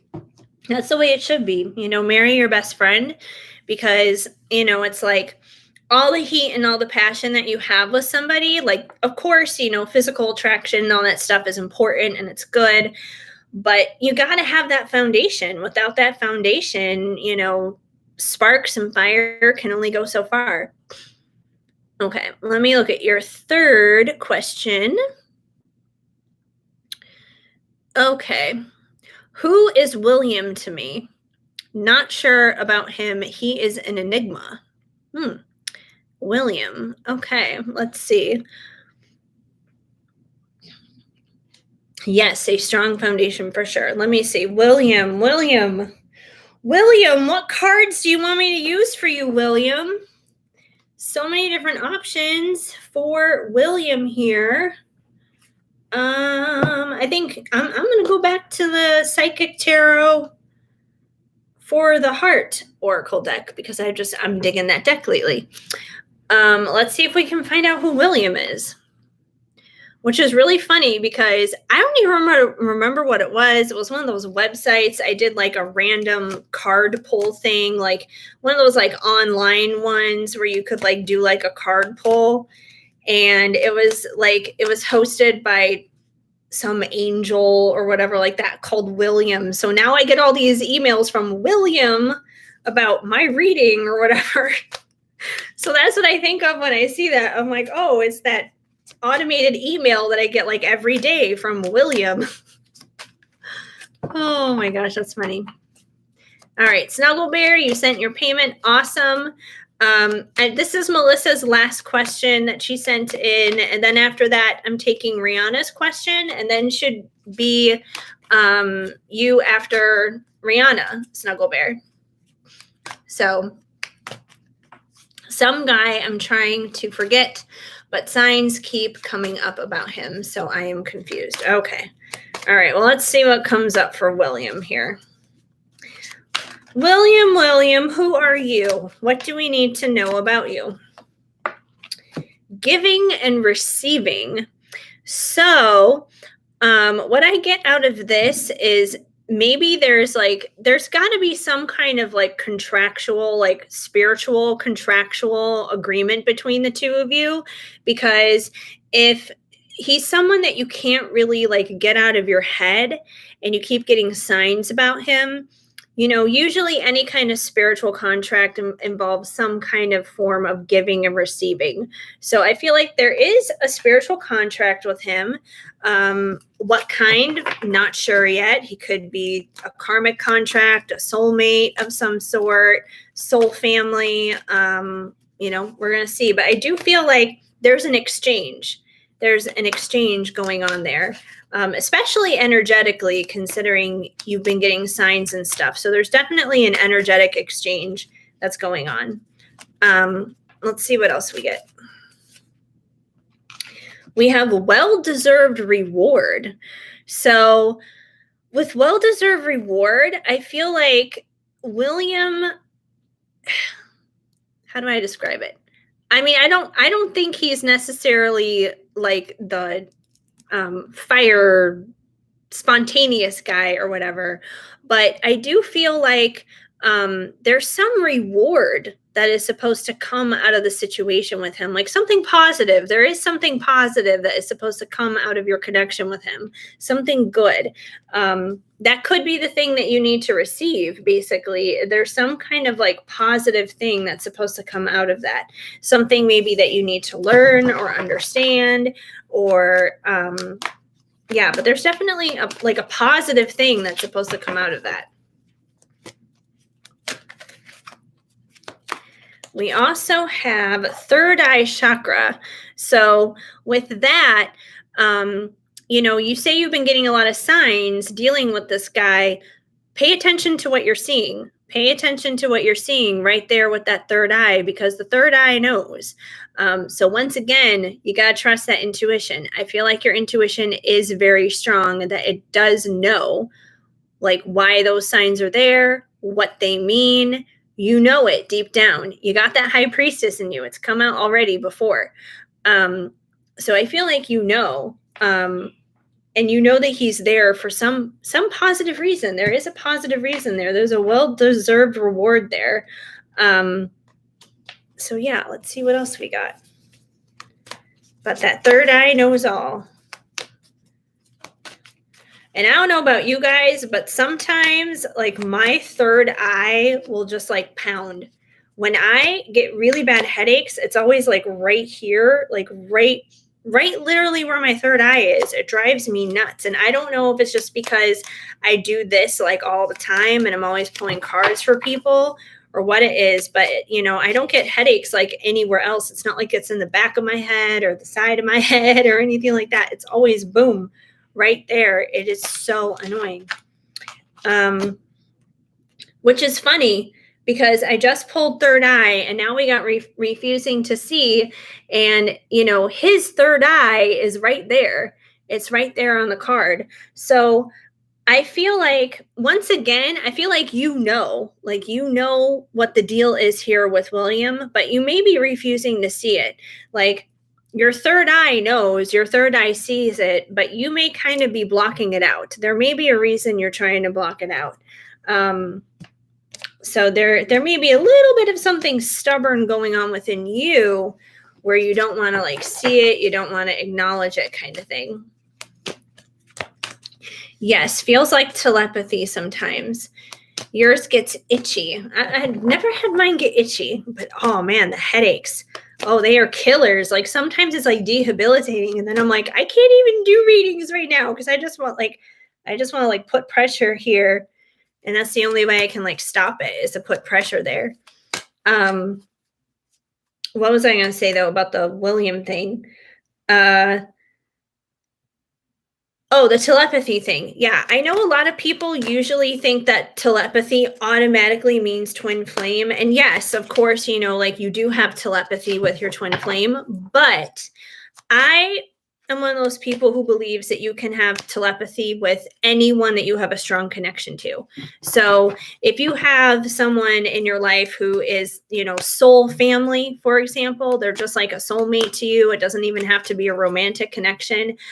I do feel like you can have um, telepathy with that person because I've experienced that with other people in my life. That's totally like not even a romantic thing, not even anything like that. But it's just because the bond is that strong. So even if you're having telepathy with him, I feel like once again, that's an indication that he is a very strong soul tie to you. And we have awaiting results. So I feel like you are kind of like awaiting to see what it is that he is to you, like what's going on here with William. And that's okay. I mean, you don't necessarily have to have it all figured out right now.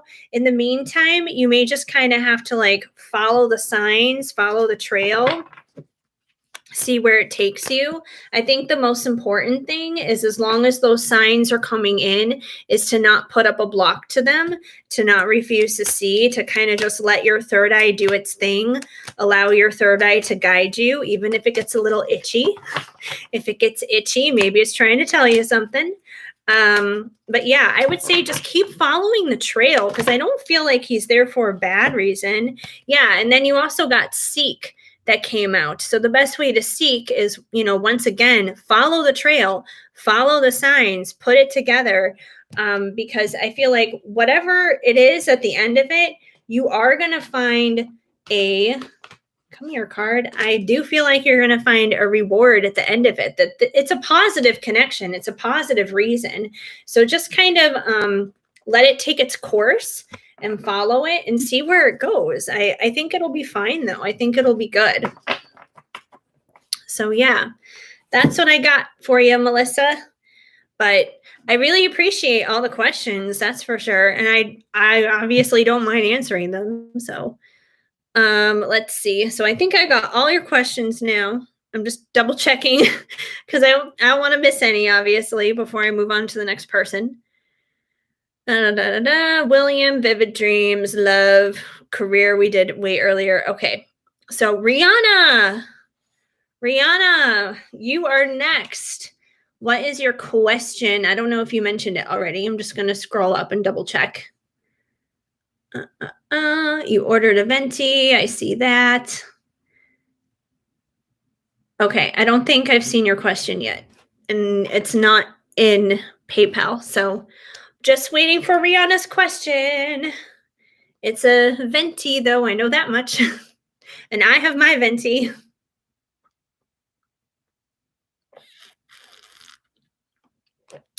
You're very welcome, Melissa. I'm glad I could help. I'm just glad I'm live again. I feel like I've been dead in a sense, like, bye, YouTube. I'm not even here anymore. But I'm so glad I'm finally back. So just a general check-in. Okay, general check-in I can do. Let's see what's going on for Rihanna. General check-in. Whatever comes through, comes through. Actively trying to detach. You saw my IG stories? Oh, yeah. Oh, I feel like I'm always going through a lot. And it's funny because when I was living in LA, I can't tell you how many times like I had friends tell me, and even before like I was doing readings and stuff, I always had people tell me, they were just like, you should have a reality TV show. You need a camera crew to follow you around because you go through so much weird shit. And I'm like, I do not want my life on TV. No, thank you. Pass. No. Like I've lived in the entertainment industry. I've done that. Like that's what I started out in doing when I lived in LA and I started out there 15 years ago. No desire to go back to it. I love being creative, but I don't love the politics of it. Let's just put it that way. Anyway, let's see what's happening here for Rihanna. Let's see what's going on. All right, we've got the moon. So the moon is about those illusions. And I know you just said that you are actively trying to detach. So I feel like one of the things that may be tripping you up if you're trying to detach is not knowing, basically. Because that's what the moon is all about. The moon is about illusions and the unknown and just not knowing. And I feel like that may be if you're having problems letting go and just kind of like let go, let God kind of a thing, the thing that may be holding you back is the unknown, basically, because the unknown is scary. And I get it because we've all been there. We've all had the fear of the unknown. Um, but I feel like you kind of just have to, in a sense, be comfortable in it, like learn how to get comfortable in not knowing. And I know it's a lot easier said than done. And I'm kind of in that position right now myself with some things, but um, that's a part of life. So I feel like you're kind of dealing with some mysteries right now. I don't feel like the mysteries are going to be there forever. Eventually, the things that we need to know, the things that we need to see, they are going to, come to the light of day, but it's going to come to the light of day in the right timing, when and how we're supposed to know. But for the meantime, if that's where you're at right now, I would say you got to get comfortable in the unknown. So there may be some of that going on. Oh, we just had one card flip out. We have the Five of Pentacles that came out. So once again, I feel like this is kind of reflecting, basically how you've been feeling with trying to let go. I mean, even if you kind of like look at her, and I think that's a girl. Yeah, that's a girl. I'm like, it's kind of dark. I'm like, isn't it a girl? Yeah. She's got wings and everything. And, it's like she's kind of shivering there and everything. It's kind of dark. It is dark, obviously, in the picture and everything. And I think there's even like what is that, a snake or something? I don't know. It's kind of hard to tell. But, yeah, I definitely get that vibe that you're having issues like trying to detach. It's literally like she's holding on to herself there. Let's see what else we got. We have the Hermit. So this may be a time for you to just go within, basically. I feel like that's kind of where you're at right now. You're kind of in hermit mode, just going within, spending a lot of time in prayer and meditation, which is a good thing, and sometimes we need to do that. Sometimes we just need to kind of shield ourselves from the world and just go within and not deal with anyone or anything, dealing with the outside. So I feel like you've kind of been in that mode. We can't stay the hermit forever, but there is a time and a place to be the hermit. So I feel like you've kind of been in that place right now, in the hermit. Ooh, and we have the Tower. Now, I feel like this has already happened. I don't feel like this is something that's going to happen. I feel like this has kind of already been a thing because, once again, you did mention that you're trying to detach. So I feel like things have kind of already been crumbling, like things have kind of already been in some craziness and some chaos. Usually we go into hermit mode when the Tower happens. That's usually what causes us to become a hermit and kind of go within, because something forces us to, something kind of falls apart around us. So I do feel like basically you're in a season of big time spiritual growth is the overall gist of what I'm getting here. Big time spiritual growth, which it can be really painful. But it's a really positive thing at the same time, because you're going to come out on the other side of the pain and the agony and just like all the crap that you're going through right now. You're going to come out on the other side so much stronger and so much better and so much brighter. And I mean, it's going to be amazing on the other side. It's just in the middle of it right now. It's kind of like, it's like you're It's like you're the caterpillar in the cocoon. You're in the transformation process of the butterfly. But the problem is, you're not a caterpillar anymore. You're not a butterfly anymore. You're literally the goo inside the cocoon. And that's not fun. It is not fun. There's a reason why it's hidden, obviously. And we have the 10 of Cups. The 10 of Cups is ultimate fulfillment, and it's that emotional fulfillment. So, like I was saying, I feel like all this pain, all this spiritual growth that you're going through right now, it's leading you to your 10 of Cups. It's leading you to your ultimate fulfillment and happily ever after. So, if you feel like this is it, like your life is just a tower and that's it, that's not true. The tower is a precursor to something so much better. So the best is yet to come, you know. It's not over. It's not over yet. So the best is yet to come. You know, you can't, it's like the whole thing of no pain, no gain. You're going through a lot of pain right now, but it's because there's so much goodness yet to come. Let me pull one more and then I'll get some oracle cards for you.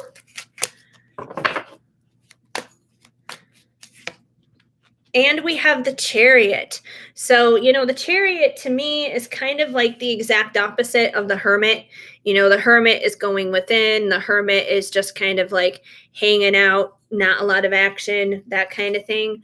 The Chariot is obviously forward movement. It's taking action, it's going forward. And it's not just going forward, but it's also like beating out the competition, beating out the adversaries. So if you've been concerned that there's been any competition in your situation, don't worry about it.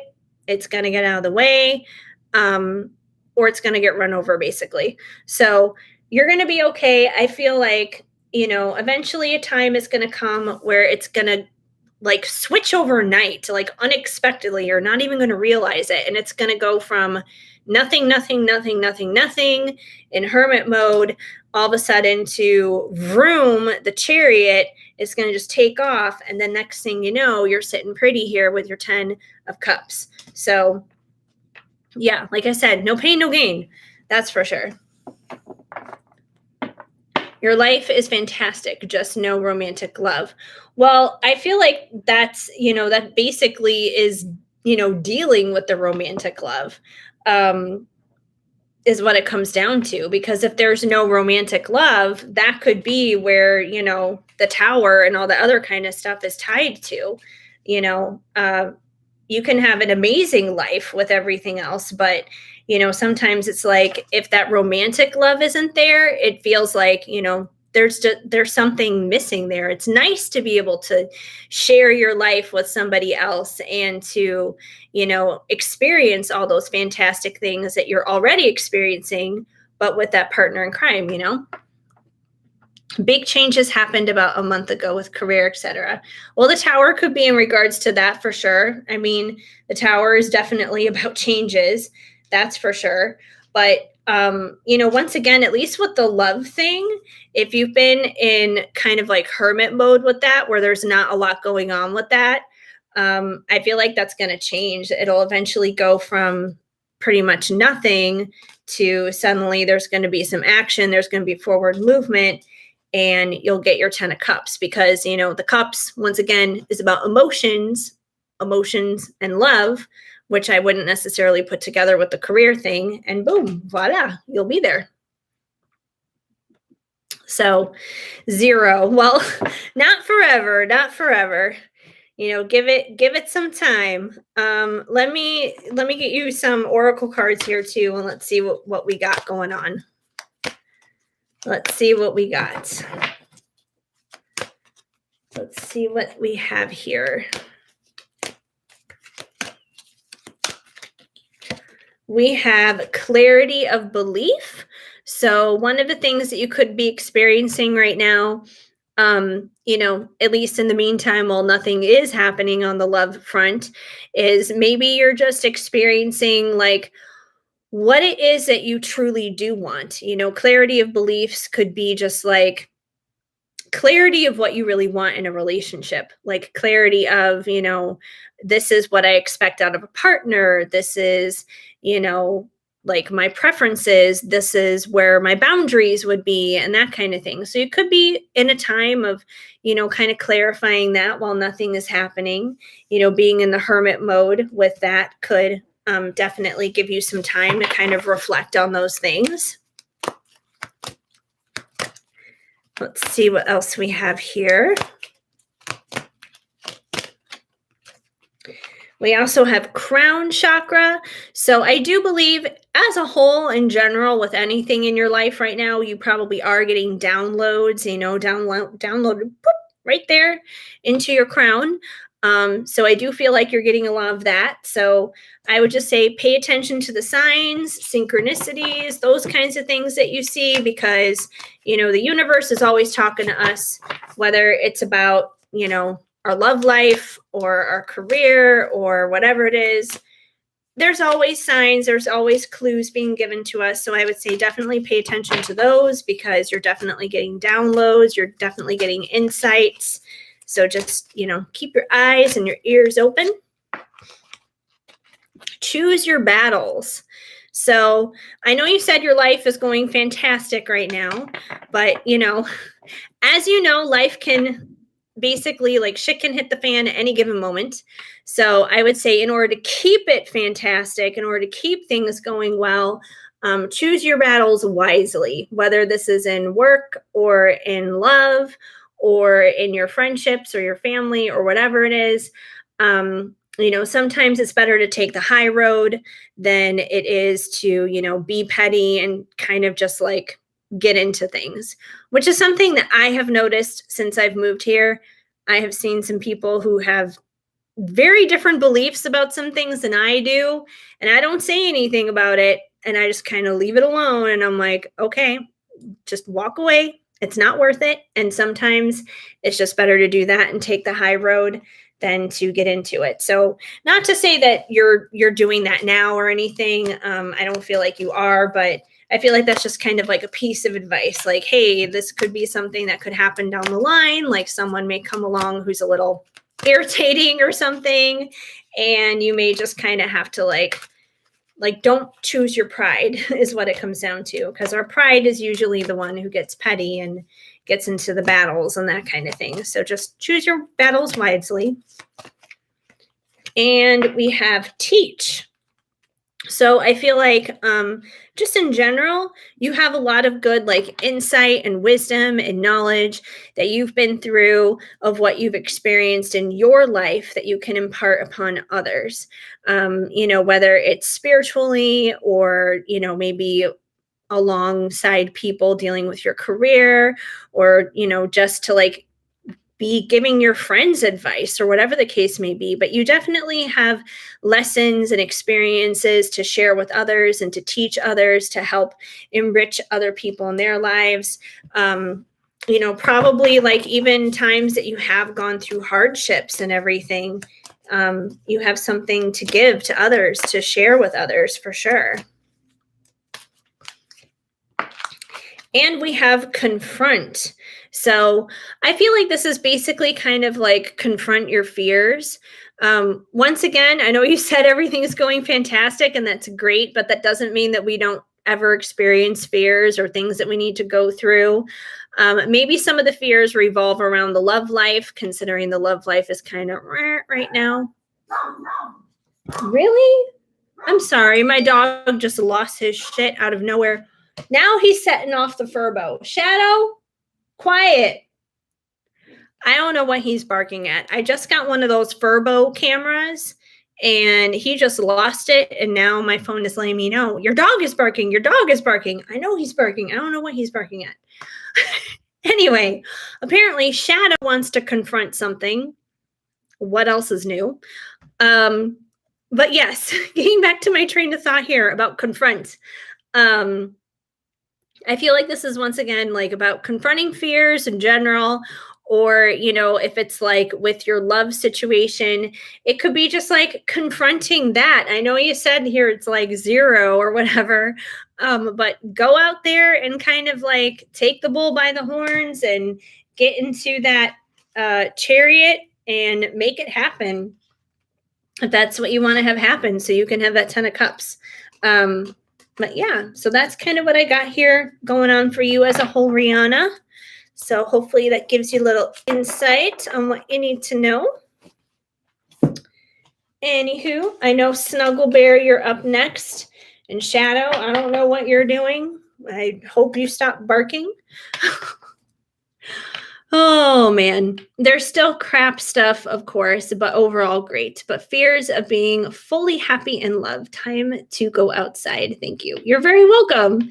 Yeah, I mean, fears, especially when it comes down to love, I feel like fears in love are a lot harder to overcome than like fears when it comes to our career or stuff like that, just because it's like the matter of the heart, At least with like our careers, it's like you can always find a new way to make money, but it's like you can't always necessarily just find that right person. So I get it. So you'll be okay. Hang in there. All right, Snuggle Bear and Shadow, my barking crazy dog. Alrighty.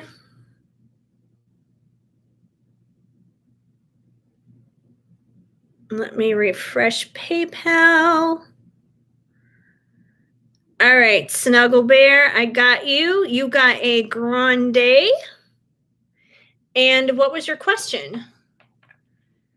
Oh, that's fine. That's totally fine. Take your time. Take your time. I'm going to take a sip while you take a type.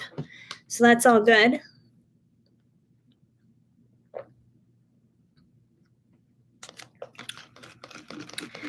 Yay for Starbucks. Saving my life every day. Did somebody message me on Instagram? Oh, that was my friend Jen. Okay. Anyway, I'm like, someone messaged me on Instagram. What's going on? Oh my goodness. Alrighty. And I'm just going to double check Venmo while I'm waiting for Snuggle Bear's question to make sure I'm not missing anything from anybody else.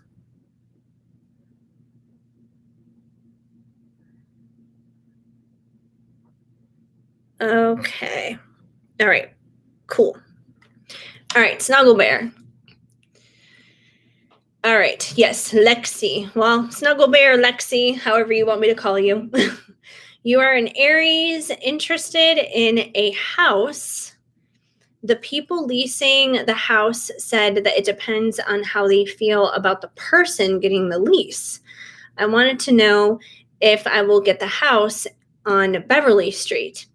They said they wanted to meet the person, and I'm going way out of my way to meet them. Interesting. So what I find interesting about that is the fact that they want to like meet, well, not that they want to meet you, but the fact that they want to like, I guess, kind of in a sense, get a read on you. Because usually it's just like, hey, fill out the application, check your credit and, your history and that kind of stuff. And if that all checks out, then bam, you're approved. So that's really interesting that they kind of want to like go the extra mile and be just like, so are you sketch or are you okay? But we'll see what the cards say. That's interesting. You live far away from the house and you're trying so hard, but they know it's hard for me to get there. Okay. Well, yeah, I mean, that makes sense, obviously. Like, you don't want to go out of your way for something that's not going to work out. But let's see what comes through in the cards here. Let's see what comes through in the cards dealing with this house. What does Lexi need to know with this house and the leasing situation? Like half the deck wanted to fly out. We don't need half the deck. Jeez. The cards are out of control. I just need like one card right now, please. They said that you were grateful you were willing to come. Well, that's good. I mean, maybe they haven't gotten a lot of people who want to come. I don't know. We'll see. We'll find out. Let's see what the cards say. Let's see what we need to know about this house situation here. Come on, cards. Put yourself together here. Put yourself together. All right. We have the Queen of Swords. So the Queen of Swords is usually kind of known as like the ice queen of the deck. Um, she's also the queen of thinking, obviously, because swords represent our thoughts, basically. So I feel like if you do decide to go, it's important to not be the Queen of Swords because the Queen of Swords can be kind of icy and cold. It sounds like, they probably want someone who's going to be warm and receptive to the house and what they're doing and everything. So I feel like also it's important for you to not get too into your head over the situation with the house because the Queen of Swords, is once again very much like high in her thought in her mental energy. So try not to overthink if you want to go see this house or not. Like if you feel strong in your gut and you have a strong desire to go to this house, that you really want this house, then go. It's kind of like if you really, really want something, you'll do what it takes to get it. If it's not that important to you, you're not going to put in the time and effort. But if it really is, then put in the time and effort. Don't overthink it because, all that sword energy gets into a lot of overthinking. So maybe try not to overthink it, even if it is far away and it may be a little bit of a challenge. I feel like if you plan it well, though, like timing wise, knowing how long it's going to take to get there and get back, maybe try to do it maybe on a day when you're not working or something like that. That may make a difference too. So, yeah, just try not to overthink it. I think if you plan it well, like the visit will go well. They said they did, and I wasn't guaranteed, but I'm hoping because you are doing so much work. Yeah, well, like I said, if you don't put in the work, obviously, you're not going to get anything. You sit around and do nothing, then, oh, what was it? There was a quote I heard just earlier this week. It was like, you're already guaranteed to fail if you don't do anything at all. It was like something like that. And that's true. So, if you do nothing, then yeah, you already fail. So, you got to step out, find out kind of thing. Then we have the Five of Swords. The Five of Swords is kind of like about being defensive. It's like defending yourself, putting your guard up, fighting for what you believe in, basically. And it sounds like you want to fight for this house. So if you want to fight for it, you're working hard for it, go for it, and it's kind of funny, like, I know she's a brunette in this picture, but it kind of reminds me of like Buffy the Vampire Slayer with this card because she's got the wooden stake, like she's going to stake a vampire or something. But yeah, go out there and get on the attack, basically. Make it happen. The worst that can possibly happen is they say no. And if they say no, then that just means it wasn't the house that was right for you. And there's going to be a different house, a different situation that's going to work out for you. And, as to why you would have to go through that situation to be rejected, I can't necessarily tell you, but, there's a reason for everything. You never know. Like maybe they know of something else that could wind up working out for you. So whether you get it or not, it's still worth stepping out to go for it simply because you feel that strongly to go for it. We got the Nine of Pentacles that came out. The Nine of Pentacles is, just one pentacle away from the 10, which is ultimate fulfillment. So with the 10 of Pentacles here, it's kind of like that very confident, independent, kind of entrepreneurial kind of spirit.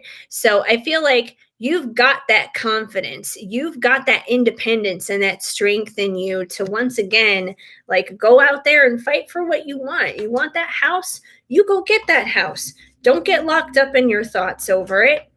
And we also got the Four of Pentacles that flipped out. And the Four of Pentacles can kind of be about being guarded and being stubborn. in the traditional tarot, it's usually like there's a guy with 4 cups and there's like 3 of them on the ground or whatever. And he's really into like those cups. And then there's 1 cup being offered to him and he's completely ignoring it. He's completely ignoring the one that is being offered because he's just like guarded and being stubborn. So I feel like it's important for you to not be guarded over this. Don't be stubborn over it. Just go for it. Like I said, the worst that can happen, they say no. The best that can happen, they say yes though. And then you have the house.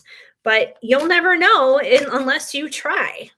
And if you're worried about like the distance and going a long way to get to the house, then make a fun day out of it. If there's like other places along the way, maybe make a whole day out of it and stop somewhere along the way. Like maybe there's a good restaurant to eat at along the way, or like some cute little shop or something like that you want to stop at. So, that way then you're not just making it all about the house, but that way then you're like doing other things while you're already out going to see the house too. So you could do it that way too. And we have the 5 of Cups. The 5 of Cups can be about a missed opportunity. It can be about, basically crying over what's happened in the past, but yet there's usually always a couple of other cups there and you don't even really realize it or notice it because you're too busy crying over what's already happened. So I think it's important to not miss the opportunity to turn around and look at those other cups that are there because you have this opportunity. It's time to seize it. So, I feel like you really should go for it, even if it's a rejection, it's still like a part of your journey. And I feel like you still should, give it a shot, give it a try. Like I said, worst that can happen, they say no. Best that can happen, you get the house that you want. And we have the Knight of Cups as your final card, which is, basically all about like, it's once again an action card because knights are usually the ones who take action. They're the ones who are forward movement. And knights are also like, they're filled with love basically because cups are, full of emotions and that kind of thing. So obviously I feel like you do have emotion tied to this house. If you didn't, you probably wouldn't be here asking about it. So there is kind of like this love that you have for the house. So if you do, be a knight and go for it. Just go for it. Take that action for it. Why not? So I think regardless of what the outcome is going to be, I think it's going to be worth the adventure, at least, like worth the try. So that's what I got for you there. Hopefully it helps out. Hi, Zena. Yes, you can definitely get a reading. I don't know if you've checked out how I do my readings and everything in the description. But since I do not have super chats, if you want to get a reading, you can either send money to PayPal or Venmo. And all the options on what you can get is basically in the description. You're very welcome, Snuggle Bear or Lexi, however you want to go by. But yeah, you'll be okay. Hang in there. All righty. So I don't know if Zena is going to submit a payment or not, but I'm going to check my PayPal and Venmo really quick here.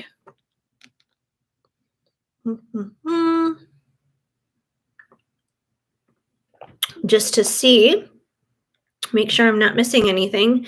And as I do that, Facebook is like, hey, look at me. Facebook, I'm not going to look at you right now. That's not what we're doing. Checking Venmo and PayPal.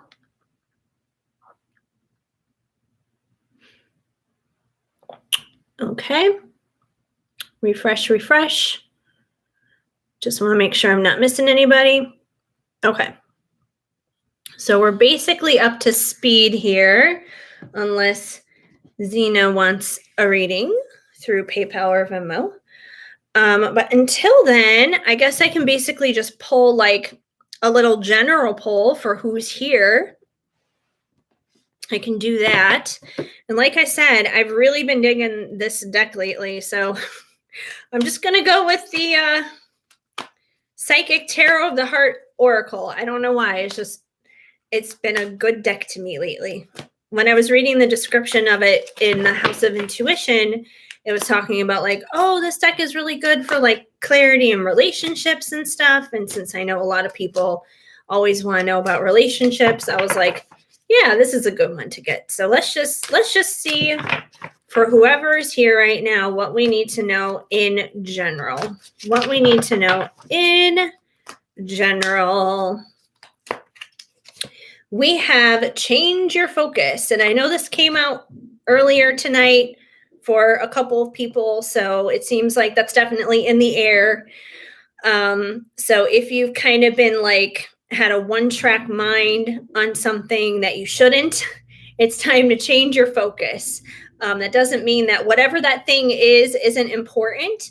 It's still important. It still matters, but changing your focus may help in that situation. Which is funny. Like, I mean, I could literally take this as a message for me right now, because before I went live, I was having a text conversation with my best friend about like a situation happening in my life right now. And she was like, you gotta stop thinking about it. You gotta stop thinking about it. That's the only way it's gonna happen. That's the only way it's gonna work out, blah, blah, blah, blah, blah. And I know she's right. I know 100% it's right, but at least for today in particular, it's a little hard for me to do that because today has some special meanings for me. But I know she's right. In the long haul, she's right. I know changing my focus is good. I know changing your focus is going to be good for you in your situation too. And that doesn't mean we have to change our focus to something that we don't like. You know, I'll change my focus to my dog if I have to, because he is awesome sauce. Anyway, let's see what else we need to know. Let's see what else is going on. We also have strengthening bonds. So this could be a season right now that you're in where it's time to just come together and strengthen your bonds. And it could be, you know, with anybody in your life. It could be with your friends, your family, your romantic person of interest. It could be even just like your coworkers, you know, wherever it resonates, wherever it makes sense. I know we're heading into a holiday weekend right now for the 4th of July. So, you know, maybe this is going to be a time of strengthening bonds, just like spending time with friends and family over like barbecues and that kind of thing, and seeing the fireworks. Which is funny because as I'm sitting here, I swear I hear fireworks going off out there right now. But yeah, it could be just like a time of that, a time of strengthening bonds over the holiday weekend. That's for sure. Let's see what else is going on. We have find balance. So I feel like find balance and change your focus actually kind of go hand in hand, because sometimes when we change our focus and we get out of the things that, you know, we kind of need to shift in, we wind up getting balanced out. You know, we're not like so off balance, I guess you could say, like so crazy in a situation. So we have a habit then of finding that middle ground, you know, not being too overboard one way or the other. And move just popped out. So I know we've had a lot of action related cards come out tonight in general. So there's definitely movement happening. And I feel like even if it's not you who needs to be making the movement, like let's say you already made the movement, let's say you already were the one who took action, I feel like you're going to see results of that, because it's like that phrase goes, every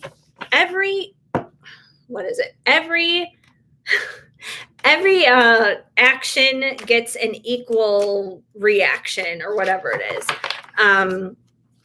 So yeah, like I feel like if you've taken action on something, if you've made the movements, you're going to see the results of it. It may not be like immediately this moment, but you will see it. And if you haven't taken the action to do something yet, I feel like that's your sign to do something about it. And we have release. So I don't feel like this is saying, release the things you love and care about, because I know sometimes we see stuff like that and it's like, oh, you want me to release the person I love or something. No, I feel like it's more like release the crap, like release the fears, the anxieties, the worries, the doubts, the insecurities, all the stuff that makes you feel just like pulled down negatively wise, and just makes you feel like you're in a crappy place. So I feel like that's more so on like the mental side of things. We can have mental strongholds that just pull us down. So I feel like, we're getting the nudge, and we're getting the reminder to release the stuff that drags us down. It does not serve us. And embrace. It's funny because embrace is kind of like the opposite of release. So I feel like release is like the negative stuff, and embrace is basically embrace the positive stuff, embrace the good things, embrace the things that do make you feel good. If that person that you love, basically, and even though they drive you nuts, embrace that love, because you know what, like, loving someone is still a beautiful thing. And it's unconditional love, not because you're expecting to get all these things from them, but because you're basically there for them. And that's something to embrace. And that's just on the love side of it. But there's so many other wonderful things, amazing things to embrace in our lives. There's our friends, our family. If you're blessed with a job, you're blessed with money, you're blessed with a roof over your head. You have like a pet in your life that you love. Embrace the good things in your life. Embrace the things that make you feel good.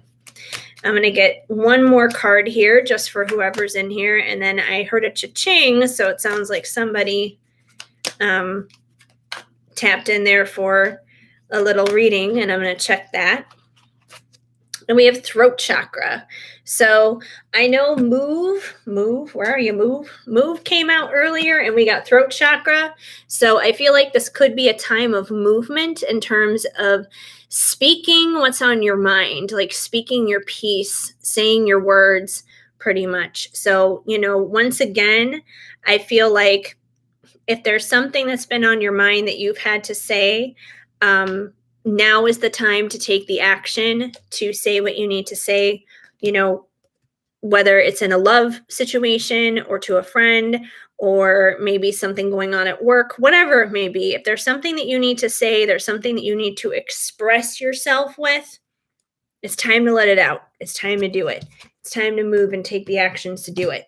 And if you've already done that, then that's a great thing. It's great that you voiced yourself. Expect to see movement in return, and probably someone speaking their truth to you in return.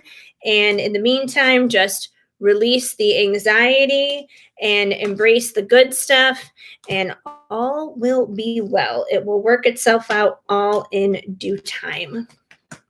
So that's kind of what I have here going on for you guys on the general side for whoever is in here. And Elizabeth, hi, I see you. What would Milton like to say to you? Okay, I'm assuming that was you who cha-chinged me. Oh, and I got a PayPal as well. So I got a couple going on here. So what is going on? Let me refresh both so I know what's going on here. Refresh. Okay, there. I see you, Elizabeth, on Venmo, and you did come in first. But somebody came in on PayPal too, because I just got like a PayPal notification as well. Melissa's back. Yes, okay, that's cool. Let me get Elizabeth first, because Elizabeth did come in first. And then I'll bounce back to you, Melissa. All right. So you got a Venti, Elizabeth, and we're going to see what Milton wants to say. All right, Milton, what's going on? What do you want to say to Elizabeth? What's happening? You had to step out but came right back. No problem at all. I'm here. I'm hanging out. We're having fun. And I'm hoping to be back to like my regular like Monday, Friday lives again.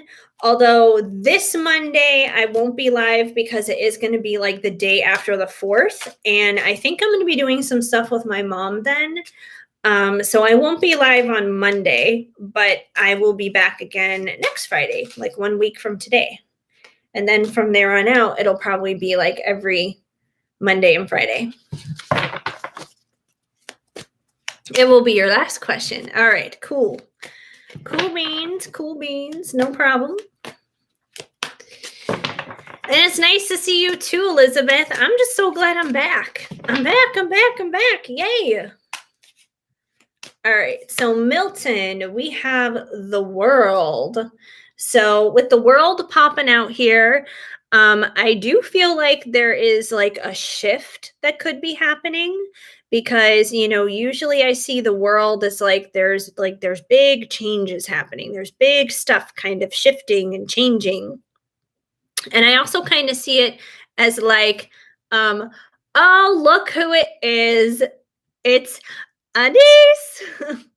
I am still on, and I'm using the cards that you gave me. So doing a little reading here for Elizabeth.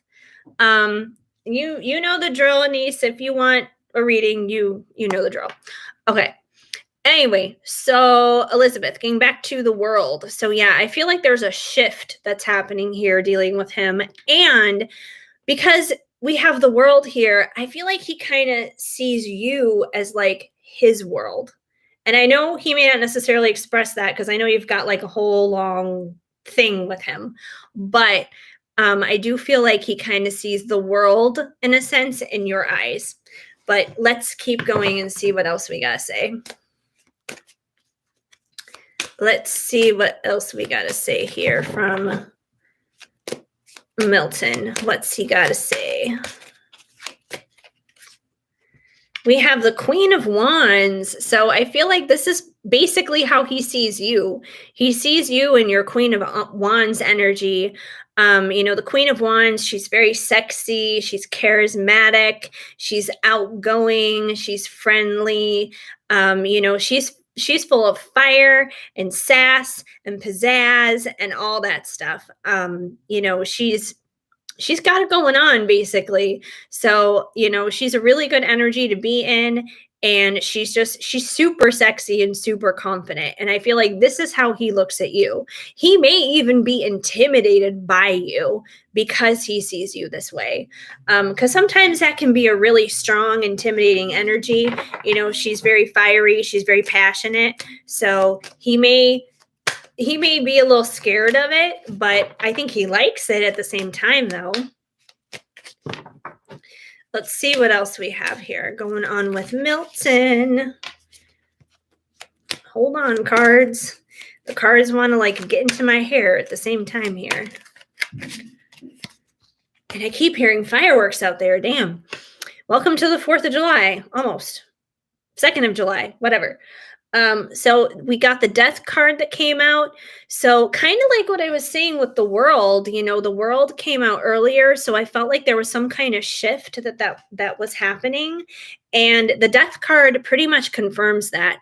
You know, the death card is about change. It's about rebirth. It's about transformation. So there is a transformation going on. I feel like there's a transformation going on basically within him right now. And it's probably impacting like how he sees you, how he sees relationships, how he sees just like his life and his world in general. So I do feel like there is a big change happening right now for him. Let's see what else comes through.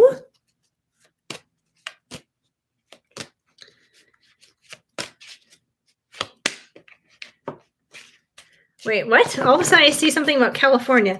I'll read the get back to the comments in a minute. I'm like, what? Something about California? How much would you charge me to mail me that diagram of California? Oh, that's not for sale. That's not for sale, Frank. Sorry. Um, I love my little California home picture because California is still home in my heart, even if I'm not there anymore.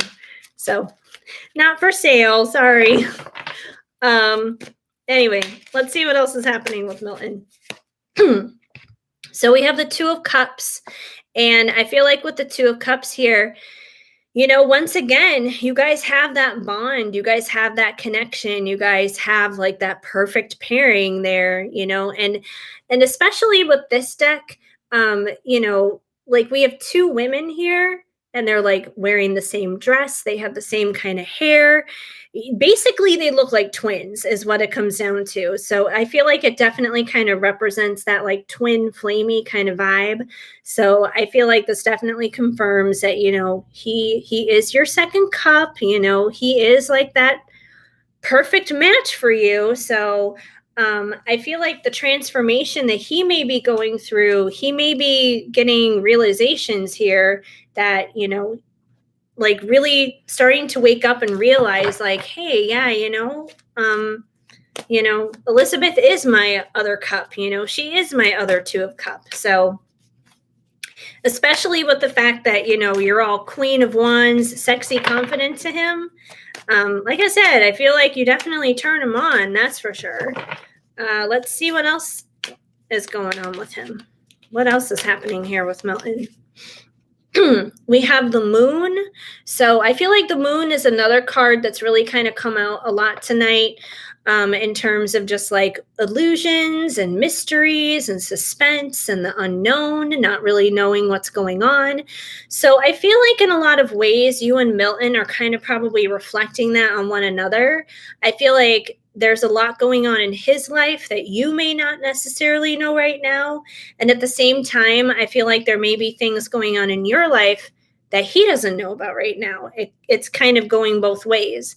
But, and especially once again with the Death card happening here, if someone is going through a major time of transformation, they're usually not too terribly crazily vocal about it. So if he is going through some major changes right now, he's probably being mysterious about it. He's probably not like letting the world know about it. But I do believe that transformation is happening, that there's definitely stuff in the works. And we have the Ace of Cups. So I feel like Milton does want a new beginning in love with you. The Ace of Cups is basically just that. It's that new, fresh beginning. It's, the new cup. It's the overflowing of the love, basically. So I feel like he does want that. And, the shift that he's going through right now, with the world changing, his world could be changing, the transformation that he's going through. Ultimately, I feel like he wants that wrong side, that new beginning here in love with you because you are his Two of Cups. Let me get you some oracle cards, though, as well, to see what he has to say to you. Let's see. I'm going to go with some divine masculine messages of love. We'll see what comes through. Let me check here what's happening in the chat.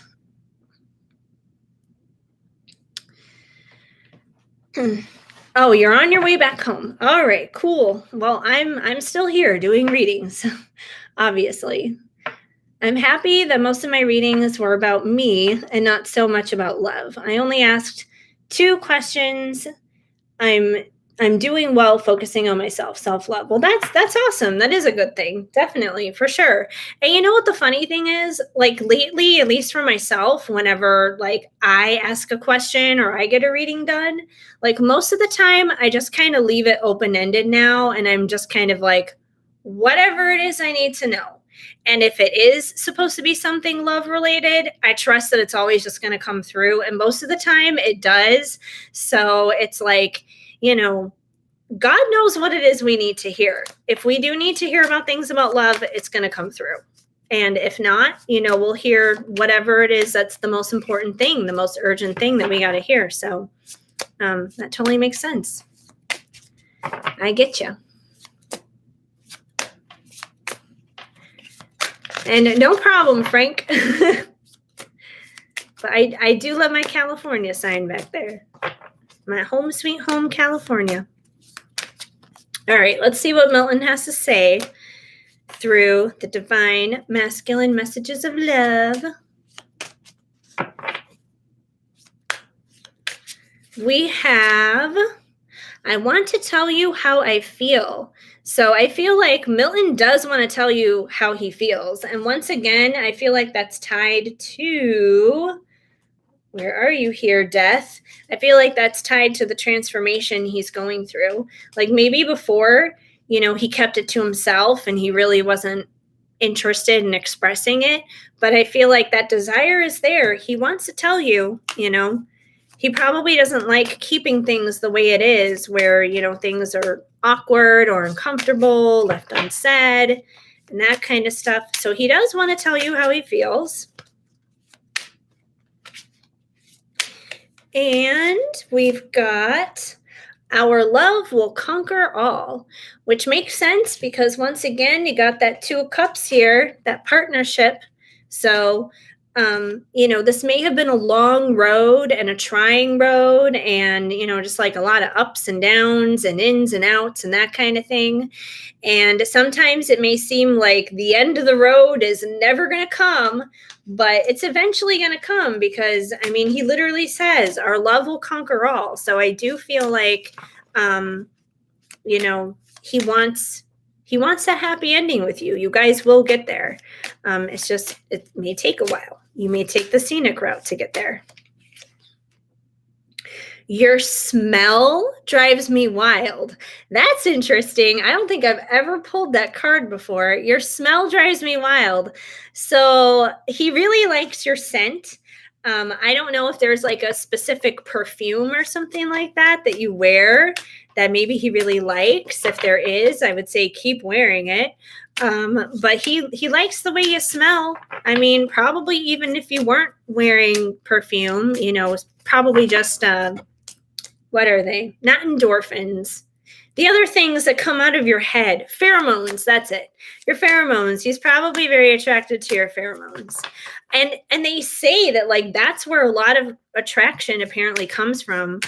I know this is going to sound like a total separate tangent, but I remember a long time ago I heard about this like dating program that people could do. It's not speed dating, but it's like basically you would sleep in the same t-shirt for like 3 nights in a row and you wouldn't wash it. And then you would go to this dating event thing and you'd put it in a bag or whatever, a plastic bag. And then like everyone would go around smelling the disgusting, nasty shirts basically.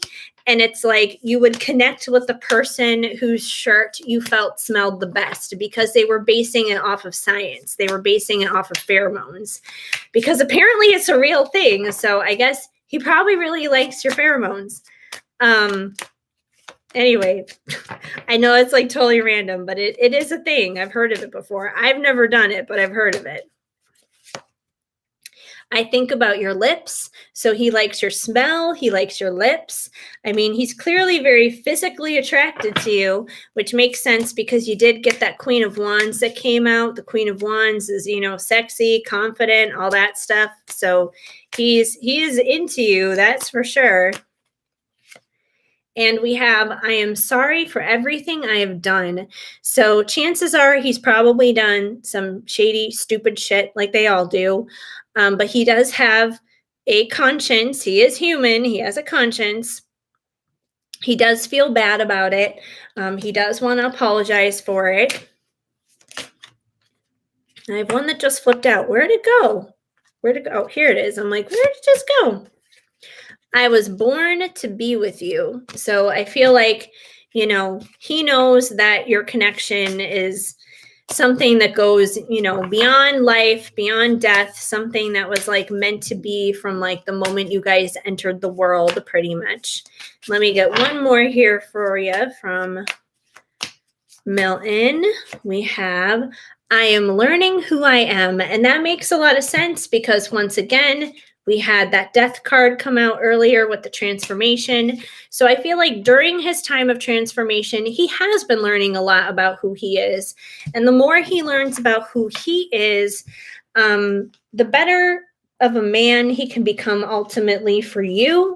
And he can ultimately like step up and like just give you what you deserve and work things out with you so you guys can have that 2 of Cups and that happily ever after and everything. So hopefully that helps out and gives you a little bit of insight what's happening with Milton. And Melissa, I think you were next with your Oracle tall order. I just got to go back and look at the question. Okay, let's see. Let's see what we got here.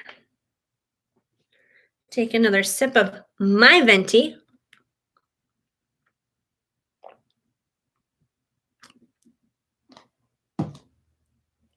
Okay. A little refresh. Refresh yourself, please. Okay. Guidance. If you should continue on Instagram and TikTok, been feeling burned out and uninspired by social media, wanted to form a community on there. Okay. Sounds good. Let's see. Fed up with social media, too stressful. Well, I think when it comes to social media, you got to make it fun, especially if it's something that you want to do, like building a community and everything. You kind of just have to have fun with it. I feel like in some ways you can't take it too seriously. But let me decide what deck should we go with on social media. I'm gonna go with a little Sacred Creators Oracle on this one, because I feel like, when you're on social media and you're trying to like build a community and you're putting out content, you're basically a creator is what it comes down to. So let's go with the Sacred Creator Oracle and see what we get. But yeah, you got to make it fun. I feel like if you're not enjoying what you're doing, whether it's social media or any kind of work it is, if you're not having fun, why are you doing it? You got to have fun. At the end of the day, you got to have fun. You can't get too like stressed out and focused about like numbers and that kind of thing either, because if you're constantly checking your analytics and that kind of stuff, that's going to suck all the fun out of it too. So you just kind of have to like have fun. It's the best way to describe it. But let's see. What does Melissa need to know with social media? Does she need to quit it, stick with it? What does she need to do? Let's see. We have shift, the way to new potential. So that, I feel like that kind of just like automatically goes into what I was just saying before I even pulled any cards about having fun. You got to shift it. I feel like right now you're looking at social media as more of a chore. It's more like, you get up and you're like, oh, I got to go clean the bathroom. I got to scrub the toilet. I got to do the dishes. I got to do the laundry. Like, you got to stop looking at it as like a chore. And even if it was like a chore, make fun out of the chore. It's like, okay, like let's say you have to vacuum the floor, right? Well, instead of just like vacuum the floor all boringly and everything, plug that vacuum in, turn some music on, and work up a sweat and do a dance or something as you're vacuuming. Have some fun while you're doing it. So yeah, I feel like definitely find the fun in it. Shift the way you're thinking about it. Stop looking at it like it's a chore and start looking at it as something fun to do. It's an opportunity. It's something that you get to do that is going to be a good thing. It's a positive thing. It's not like drudgery. You're not doing taxes. You're not getting your tooth filled with a filling or anything like that. have fun with it. Just have fun. The good kind. So I know that seems kind of general, like what the heck is the good kind? But once again, I feel like that's kind of like put some good vibes out there into it. It's kind of like shift from looking at it from like a negative perspective to a positive one, to something good. Half the battle is how you see it. And I know you said, you got like the entrepreneur thing in you. And, obviously that makes sense with like building a community and everything. But if you're going to be building a community, you got to have the right perspective on it. You got to have a good and healthy perspective on it. And, look at it as fun, because if you're not seeing what you're doing as fun, then the community that you're trying to build around you isn't going to think it's fun either. So it starts with you. You got to find the fun in it yourself. So yeah, let's see what else we got. We also have the edge of evolution feels messy. So I feel like that's kind of probably how you feel right now dealing with social media. You're kind of over it. It feels messy. It feels not worth it.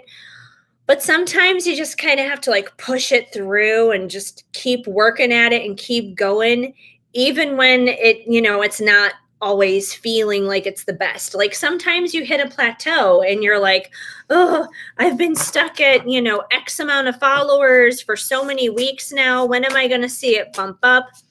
Once again, try not to get consumed in the numbers. Try not to think about the plateaus.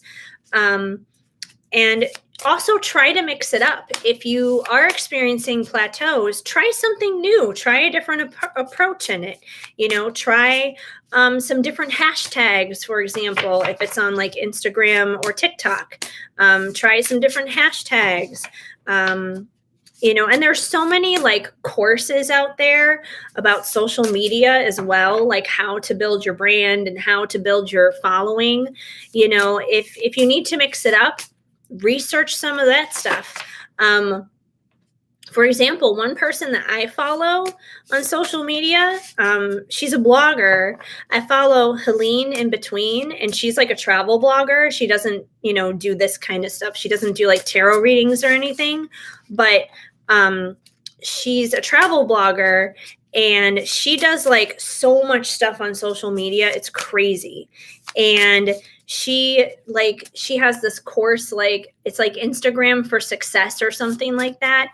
And I've taken her course, and she helps a lot of people with like social media stuff. So it might be good to like look up people who are already like social media experts themselves, because you might find some tips and tricks on how to change things up through them.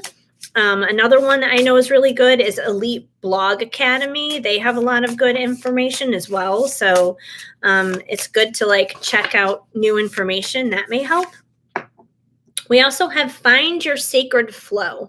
So I feel like right now you're not in the flow of doing your social media. You've fallen out of the flow. So you got to kind of get back in the flow and maybe kind of like figure out. And it doesn't have to be like a rigid routine. It doesn't have to be like, I'm going to do the same thing every single day, but kind of at least give yourself maybe at least like a loosely fitted kind of routine. Like for myself, I always try and like make a rule with myself. I'm like, okay, I'm going to try and do at least like 3 posts a day on Instagram and 3 TikToks a day. So that way then it's like evenly distributed, but it's not like too overbearing. It's not like too much, but it's not like too little either. And that doesn't mean it's always like 3 on each thing every day, because it really isn't. But I try to like make that like the overall general consensus of what it's going to be, just as like a guidepost, so that way then I can find my flow through it. So maybe try and, get like a little guidepost in a sense for yourself. And we have Welcome the Divine Masculine. And I don't think for once this is actually about love. This is not about like your divine masculine, like twin flame wise. I feel like this is about the masculine energy within yourself, because the masculine energy in yourself is going to be the one driving the force here with your social media and what you want to do entrepreneurial wise and that kind of thing. So I feel like, you just need to let that masculine side of yourself step in and put the pedal to the metal, basically, and, allow it to be the one to go forth and take charge. Let me get one more here for you. We have in balance. So that's important too, especially if you're feeling burnt out. Like, it's okay to take a break. It's okay to take a step back and, not be constantly doing something on social media. So take those breaks when you need to. That's perfectly okay. But I don't feel like the message here is quit and give up altogether. Take a breather if you need it so you can find that balance again, but then go back into it when you're ready. Don't do it to the point where you're going to kill yourself and burn yourself out, obviously, but, you'll find your rhythm, find your flow, try not to like go overkill on it. Just kind of like have your plan and go forth with your plan, but do it with fun. Try not to take it too seriously. Be a little lighthearted with it, and I think you'll be okay. So, yeah. Anyways, let me read here what's going on. The follower count has been so low, never growing. I haven't done reels, so I'll do that. You signed up for a reels course. So that's good. Yeah, that's really positive. Feeling unbalanced. Yeah, you can totally do it. And it takes time too. Like, especially if you want real, authentic, genuine followers, like an actual community. I mean, a lot of celebrities and that bullshit, they buy followers. They got bots and all that other kind of stuff. So that's why you can't be too consumed with the numbers. If you want real, genuine followers, it's gonna take time. It's gonna take a long time. I mean, this month, it's July now.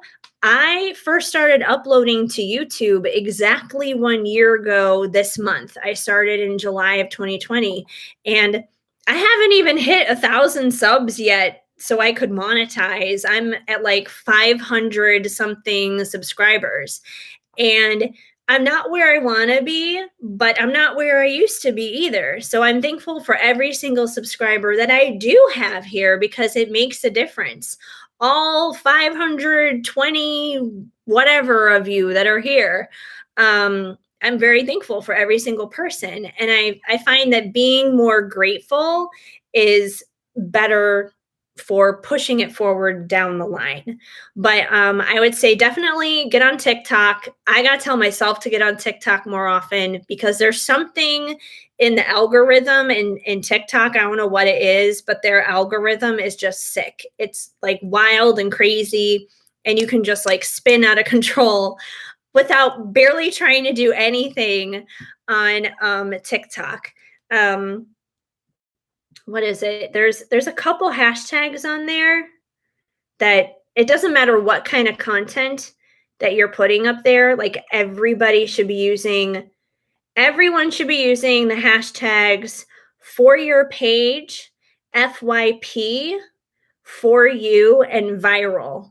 Those are like the four you should definitely be using no matter what kind of content you have, because that will put it out there to whoever it is that would most likely come to see your TikToks.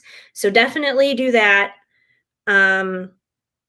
But yeah, and I think doing reels is a good idea too, because I think on Instagram, at least, they're really trying to push reels to like have people engage with those and stuff. So if you're doing those, that'll definitely help.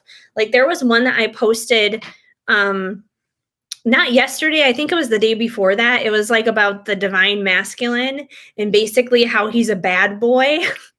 And I don't know what that reel went nuts because I only had it up for like a few minutes and it went over like 1,000 views already. And I was like, whoa, that one just like went crazy overnight. And honestly, I put in my usual hashtags. I didn't do anything different. Sometimes it's hit or miss, you just never know what's going to take off and what's not. Even here on YouTube, some of my videos barely have like any views at all. And then my Spirit Baby video, it like blew up like gangbusters. And I've been gaining subscribers just from that video alone. It has like 6,000 views on it now. And I don't even know how that happened. And, I remember Bridget did share it, but it was already at like over 3,000 views when she shared it. So it was not because of Bridget. I don't even know what caused it, but it was going crazy. So obviously people like the Spirit Babies. I'll probably bring back another Spirit Baby reading at some point just because that went super bananas. And I'm going to start working on creating my own deck soon. So hopefully I'll be able to integrate those and everything I'm doing now anyway, whether it's like lives or pick a cards or whatever's going on, private readings, you name it, I'll figure it out. But yeah, anyways, let me read what's going on here. I'm like, I see people talking. So yeah, you're getting pushed for a good reason. I feel like I have something in my tooth. Bridget also said to do paid extended reads on Vimeo something. Yeah, that's true. I have not done that yet. I've also been just like getting settled basically. So I haven't gone overkill on anything yet. That's something that I should do though, is do some things on Vimeo.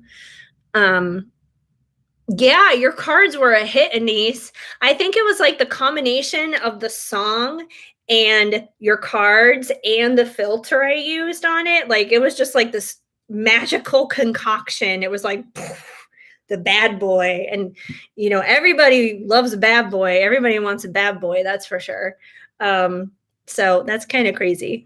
Let me check my PayPal and Venmo though. I always I'm like, did I miss anyone? Just want to make sure I didn't miss anybody. Because I've been on here. How long have I been on here? Almost 3 hours. Woohoo. Hello, Melissa. We have another Melissa in the house. We got 2 Melissas here now. Yes, Anise does have cards. I can actually pull some cards from her deck right now and give you guys like a little masculine message because she's got these awesome decks about basically how dark they are. They're divine dipshits. There's a way to have a deck. We'll have a deck called the Divine Dipshit deck. Okay. Anyways. No, Melissa, you are not late. I just finished a question for the other Melissa, but if you would like a reading, I can definitely get it in for you. I'm going to pull a few cards, though, from Anisa's deck so you guys can see it. Let's see. Because both of her decks are stored in here. She gave me 3. I got 3 of them, but 2 of them are in here. Okay. Let's go with, I gotta get the rubber band off of it. We're gonna go with the messages of the masculine's shadow. So he's shrouded in the darkness. So gonna do a little general love reading here for you guys that are in here. And we're basically going to see your person, your masculine, what he has to say right now. What's going on in his head? What's happening? Oh, yeah, I was about to say 819, 818, 818, like the valley. And I see a PayPal. I bet that's the other Melissa now, Melissa Fernandez, which I will definitely take your question after I do this quick little general here for everyone that's in here right now. for the masculine in our lives. Let's see what they have to say. We've got, life has been so hectic without you. So their lives have been hectic. And that could be in a lot of different ways. I mean, it could be hectic, like maybe they've been busy at work. They could be busy with family obligations. It doesn't necessarily have to be like hectic in a negative way or hectic in a toxic way or anything like that. But it could be too. I mean, they could be hectic in terms of like getting into shenanigans that, maybe they shouldn't be because they're not with you. But I gotta move this other deck out of the way. Move, please. But they're definitely experiencing some hecticness in their life. So let's see what else is going on with them. What else is going on with those crazy masculines?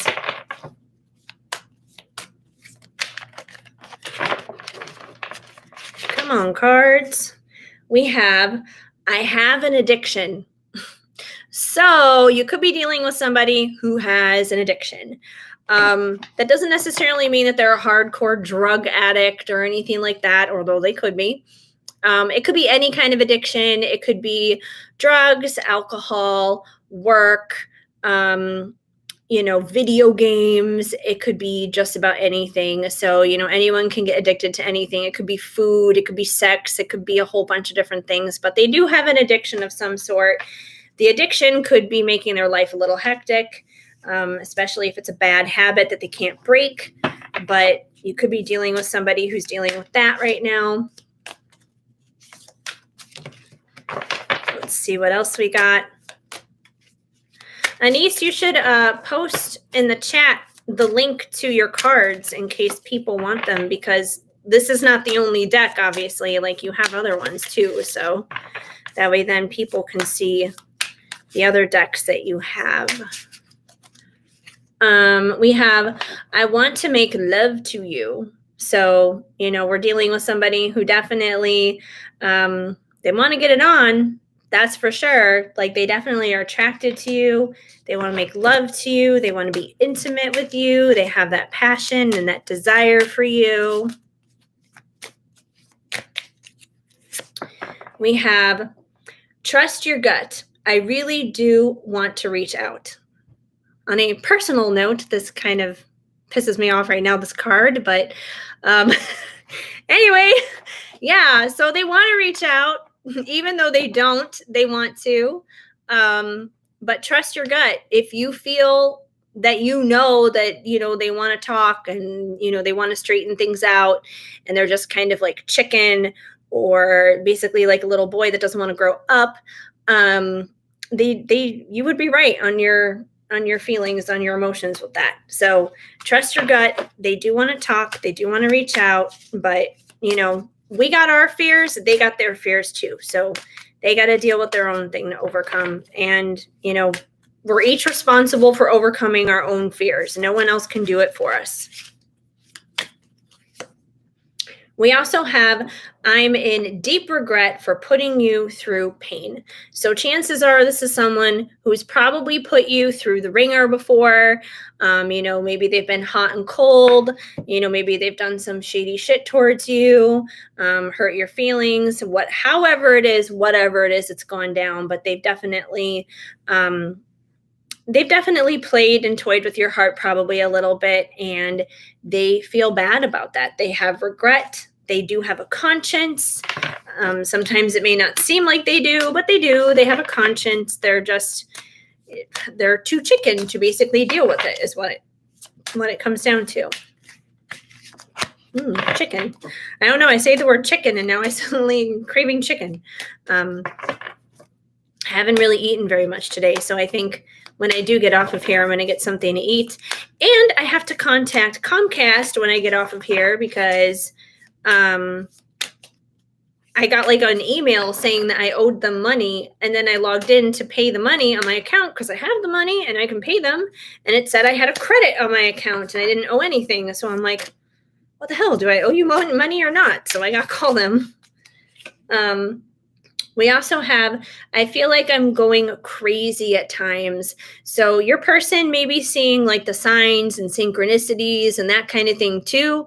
And because of that, they're probably going a little nuts. They're probably going a little crazy as well. So chances are, if you're thinking that you're batshit crazy, they're probably feeling and thinking the same thing. Um, these connections are challenging and difficult, and this one just flipped out. You are my gift from God. So this is someone who probably has you on a pedestal, for that matter, if they're saying like, you're my gift from God. Not that that's a bad thing. I mean, that's a beautiful thing, but at the same time, if they hold you in that high of regard, they may feel like you're out of reach for them. So that's kind of like a double-edged sword in a sense. Comcast sucks in your area. Yeah, well, I just got them. I had Spectrum when I was in LA for my Wi-Fi, and I had DirecTV for my TV when I was in LA. And when I moved here, I got Comcast because Comcast is still like faster and better than AT&T would be for like internet. So I switched to them. And because they're kind of like the equivalent of Spectrum in terms of like packages and that kind of thing. But I couldn't have DirecTV because like the DirecTV guy came out and they couldn't hook it up because I wasn't allowed to have a satellite put on the satellite dish put on the roof. So I had to cancel DirecTV and then get Comcast for TV. It's been a whole crazy thing. So I don't know who I owe what to. It's the whole when you first move thing and then you don't know what your new billing cycles are at all. That's kind of where I'm at right now. Elizabeth, did you receive my Venmo payment? I think my phone is acting up. Yeah, for the reading that I already did, I got that. I'll double check really quick, but yeah, I got that. I got it, the Venti. I mean, unless you sent another one, the one is all I have. So, yes, indeed. Let me pull two more, and then I'm going to get to the other Melissa's question. We have, I am sorry I flirted with the other women to make you jealous. So yeah, you could be dealing with somebody who may be a little bit of a playboy, a little bit of a flirt, pretty much. I don't feel like when he flirts with other women, he's doing it intentionally, that he actually wants them or he's going to pursue anything with them. But it's almost like maybe he does that to kind of like bait you in a sense, to kind of bait you to like do something.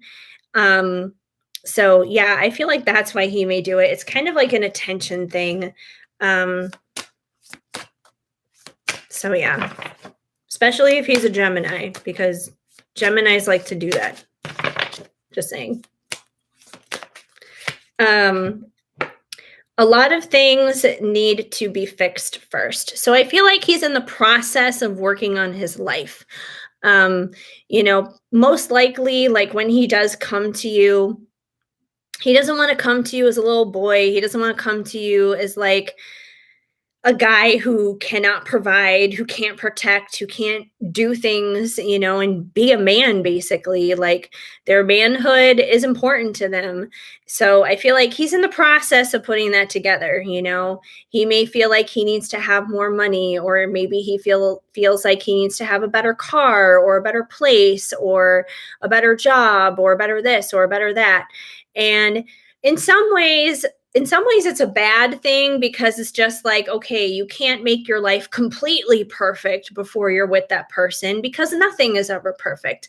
But at the same time, like, it's understandable that maybe he wants to do things at least to a certain point where he can be like, yes, I do feel confident and comfortable enough that I can step up and really be the person that you truly deserve to be with. So I feel like that's kind of our messages from the masculine right now, a little bit on their darker side.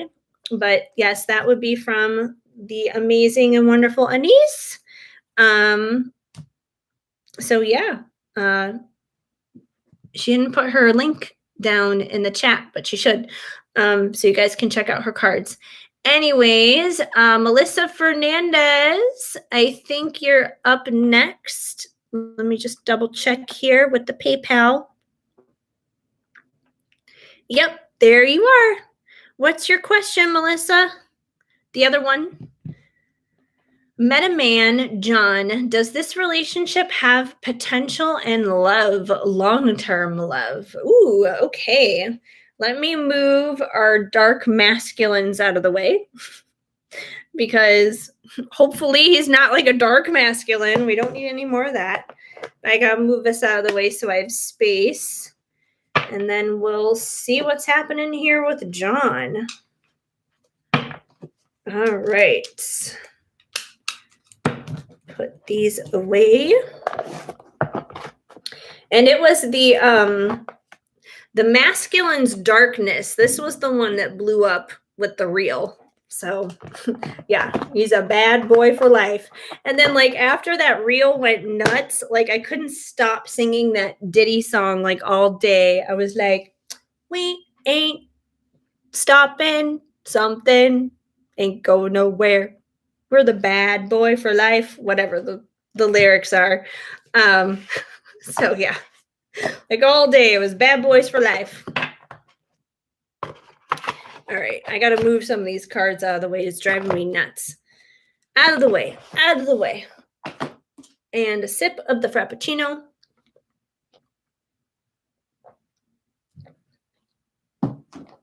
Okay. All right, John.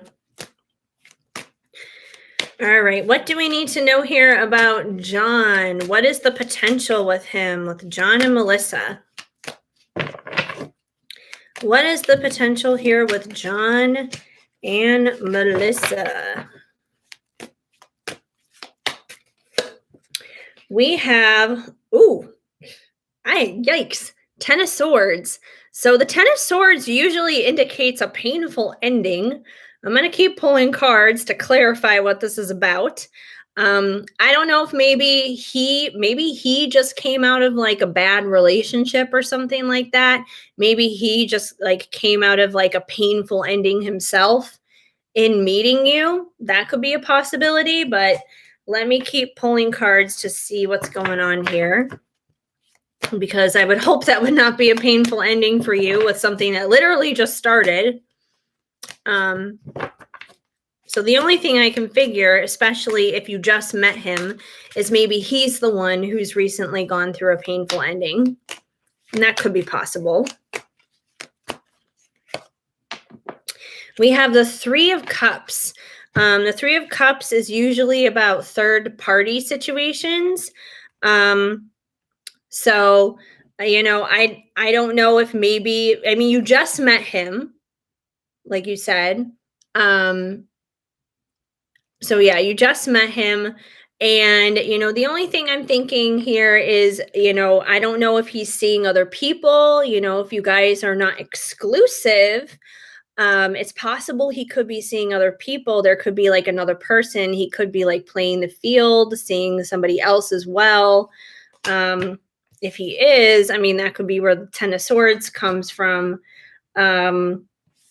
But let me keep pulling cards. I mean, we don't have anything that indicates at least like sneaky behavior or deceptive behavior where he would be lying about it. So, I mean, that's a positive thing. Either that or it's possible that maybe he was the one who was in a third-party situation before he met you. Maybe somebody cheated on him or something like that. And maybe that's why he's had a painful ending recently himself. But let me keep pulling cards, see what else we got here. But definitely it seems a little sticky and complicated right off the bat. And I don't like delivering that kind of news. I'm like, oh, can we get some better cards here, please? Please? Oh my gosh. This is painful on me. We got the Three of Swords. Oh, damn. So the Three of Swords is, you know, painful heartbreak and heartache. So, you know, I'm trying to take this one of two ways, because I don't want to sit here and tell you like, oh, this is a bad situation right off the bat, avoid it. But at the same time, I don't want to tell you like, oh yeah, dive headfirst into it, and then it leads you into this. Um, so I'm trying to read this in one of two scenarios. I feel like either he has recently come out of like a 10 of swords, painful ending himself, which has brought him a lot of heartbreak out of a third party situation that maybe he was in prior to meeting you. That could be possible. I mean, the energy could be picking up on it that way. You could be dealing with someone who basically is a very wounded man. Um, or it could be saying that he is playing the field pretty much, and there could be like another person that he's dealing with, which means you need to be the one to be careful because he could wind up breaking your heart, and that could be a painful ending for you. So it could be one of two of those scenarios because like the energy coming out, it's not good. It's not positive right now. I wish I could deliver better news, but I can't just say, oh yeah, the 3 of swords, but you're going to be fine. Like, I mean, who's going to be fine when they basically have a gash in their chest? That's not okay. But let me keep pulling cards here and see what comes out. See what else we can get here on him. Oh, this just flew out. We have the King of Swords. The King of Swords is pretty much the Ice King. So from that perspective, that goes to show me that he may not be very vulnerable and he may not be very like warm and open towards you. The Ice King. Well, he is basically the Ice King, but the King of Swords is someone who's very heavy into his head and very heavy into his thoughts. That's a lot of like overthinking kind of energy. So he could be a little bit of an overthinker. He could also have air in his chart. He could be like an air sign or something. But the King of Swords can definitely be the Ice King. And even if you look at like this version of this king, he's kind of shrouded, he's kind of dark. It kind of reminds me actually of Anissa's cards with the divine masculine messages and the darkness there. It's kind of like that same similar vibe. So I feel like he himself may be holding on to a lot of heavy stuff. And once again, that could be coming out of like his past, his history. This may not necessarily be what he does to you, but this could be what he could be carrying around within him about some stuff. So I mean, I feel like either way, even if he's not intentionally going to wind up being the one to hurt you, even if there isn't like a third party, I feel like he is a wounded person. I feel like there's definitely some stuff he's dealing with that would kind of make him like this Ice King where he's going to be guarded and he's going to be held back and he may be hard to connect with. So, I mean, ouch, yikes. I wish some positive things would start coming out here to kind of balance this out. This is difficult stuff here. Elizabeth, he's still in a relationship. I've been working on detaching. Yeah, I mean, that's hard stuff too. The best thing you can do is keep doing what you are doing, obviously, and keep detaching. But it does seem like what the cards that came out for you earlier, Elizabeth, it does seem like there is some kind of transformation happening, even if you can't see it, even if you don't know it. Even if he is with the other girl, that doesn't mean that transformation isn't happening. We've also got the Ace of Cups. So the Ace of Cups is about a new beginning in love. It is about a fresh start in love, which I feel like that kind of, represents what's happening here in general because he is this new man. He is this new person that came into your life. So I do feel like there is like this new start kind of energy, this fresh start kind of energy. I feel like there might be some baggage being carried into the situation, at least on his end, but there is that new start in love, so I feel like there are mutual feelings that are there. That's for sure.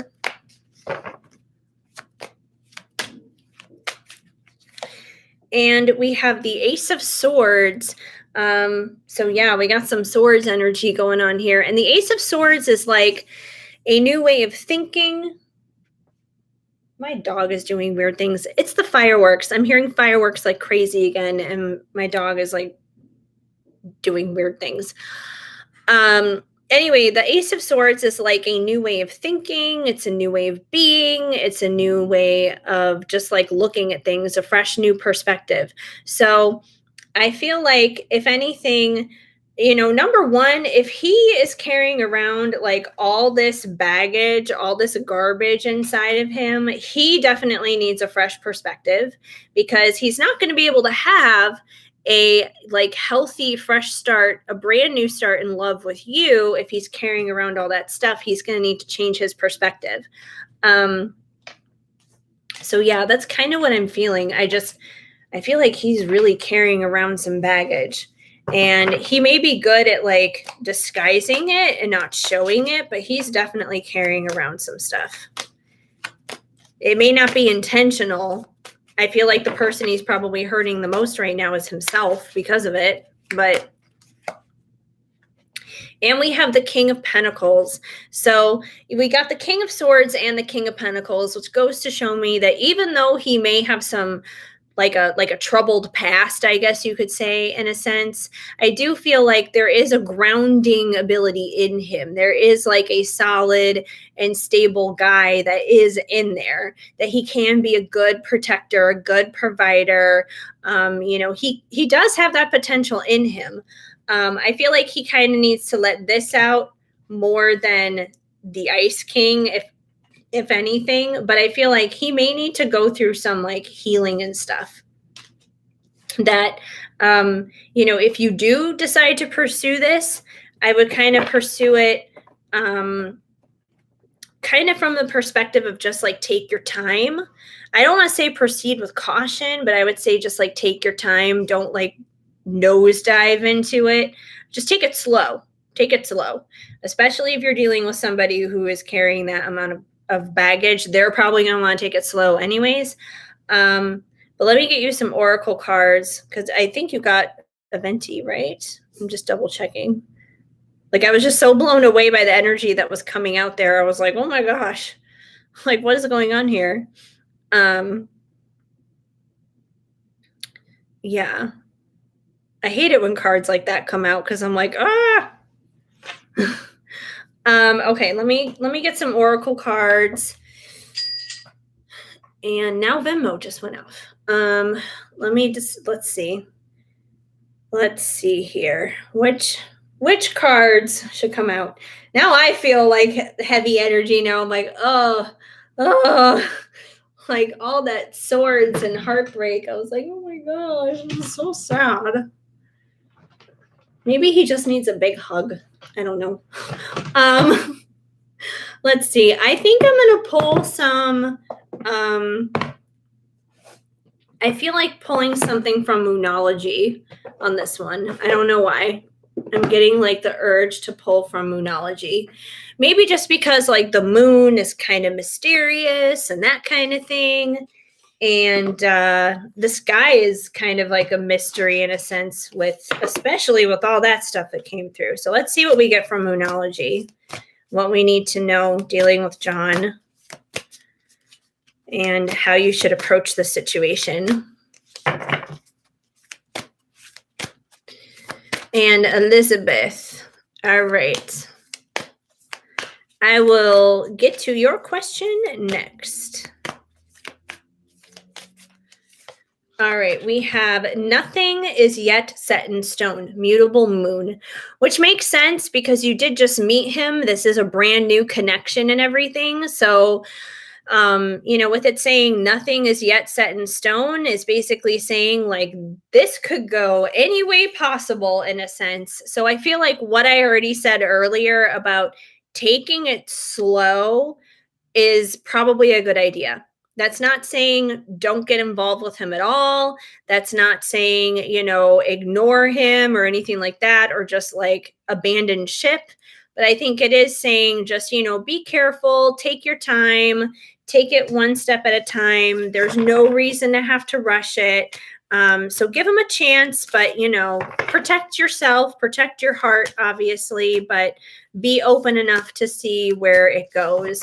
Just take your time, and I feel like whatever's meant to happen here is going to happen, because nothing is set in stone. It's too many cards coming out. We also have Be Bold and Make the First Move, Cardinal Moon. So if you are dealing with a guy here who's a little wounded and hurt from his past, which I feel like that's more so the vibe that I get than him being like sketchy towards you. I feel like he's the one who's carrying around a lot of baggage, basically. You may have to be the one to kind of like take the initiative and step out, especially if he's been hurt a lot. I wouldn't say like do that all the time and do that constantly, no, but I do feel like you may need to do that to a certain degree, so you can earn his trust, basically. So yeah, and let's see what else we need to know with John. We have conclusions are within reach, full moon eclipse. So once again, I feel like take it one day at a time, take it slowly, take it step by step. And the answer that you're seeking on if this is going to be a long-term thing, if this is going to work out, it'll definitely reveal itself. I feel like if this guy has too much baggage, if he's too much of an ice king and that kind of stuff, like you'll know what's like too much for you to handle. And if it's too much for you, it'll happen early enough where you're going to be like, okay, that's it. I can't do this. I'm done. I'm out. But if you see the other side of him, it's more of like that King of Pentacles side that's a little bit more like grounded and stable. And, maybe he slowly kind of opens up and things. It may make sense for you to, continue to stick it out. So, like I said, one day at a time. And you also have a new start is coming. I feel like a new start is already here because you already met this guy. Like you already just met him. So I feel like this is the new start.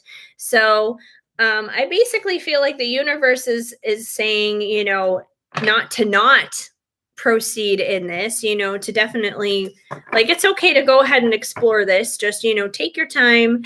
Be careful. You may be dealing with someone who is very fragile and damaged. And I think the only reason why I get concerned, at least in situations like that, is it's kind of like the whole thing of hurt people. So I just don't want to see you be the one to experience any 3 of Swords or 10 of Swords because he hurts you because he's hurting. So, like that's my first offense is, like I want to make sure that you guys are like happy and healthy and, not putting yourself in any position that's going to be like perilous or anything like that. So that's why I just say, just be careful. At the same time, though, it's like, I don't want to see you cut yourself off from something that could be an amazing connection and could turn out well. So that's why it's kind of like, just, take it slow. But you're very welcome, Melissa. All right, Elizabeth. I know I heard the cha-ching. And I think I'm still in PayPal right now. Yes, I am.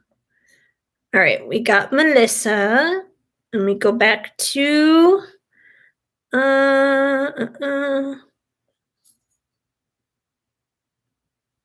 hello, Venmo. Okay, there we go. So a grande for Elizabeth. And your question is, what's coming towards you in love? You've been talking to someone, but he's moving from California to Alabama. Wow, he's going to have a culture shock, number one. I'll say that much. I don't even need to pull a card for that one. He's going to have a culture shock.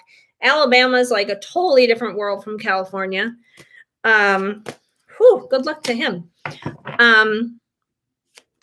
All right, but let's see what's coming for Elizabeth in love. Let's see what's coming for Elizabeth in love. Let's see what we get here.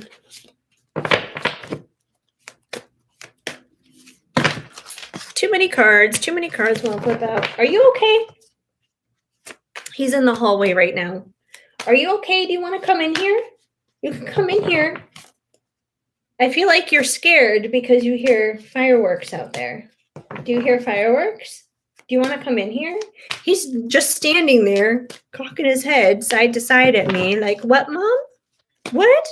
You can come in here. Oh my gosh. He's such a weirdo. Okay. So, Melissa, we have the Four of Cups. So the Four of Cups is kind of like that stubborn energy, basically.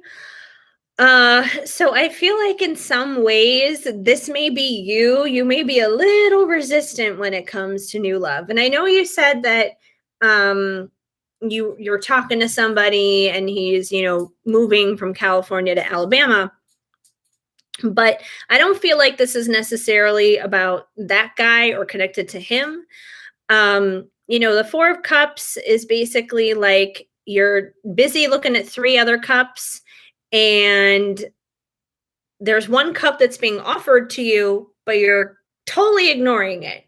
You're totally like not even paying attention to it and resistant to it because you're so focused on the other cups. And I know you already mentioned earlier that you've been working on detaching from Milton. I get that. But I feel like in this case with the Four of Cups, that Milton is kind of like those Three of Cups. And it's like, even if there was a new love offer to come your way, even if something was presented to you, you wouldn't even know that it was there because there's still kind of like that fixation on Milton. And the only other reason I say that is if new love was truly your priority, you probably would have asked about what's coming for you in love before asking about Milton, and you asked about Milton first. So from that perspective, you may be working on getting detached, but there's still definitely attachment there. Otherwise, Milton wouldn't have been the first question. So yeah, I do feel like there's a little bit of stubbornness and resistance on your end for new love coming in, for something coming in with that, even if there's that other guy that you're talking to.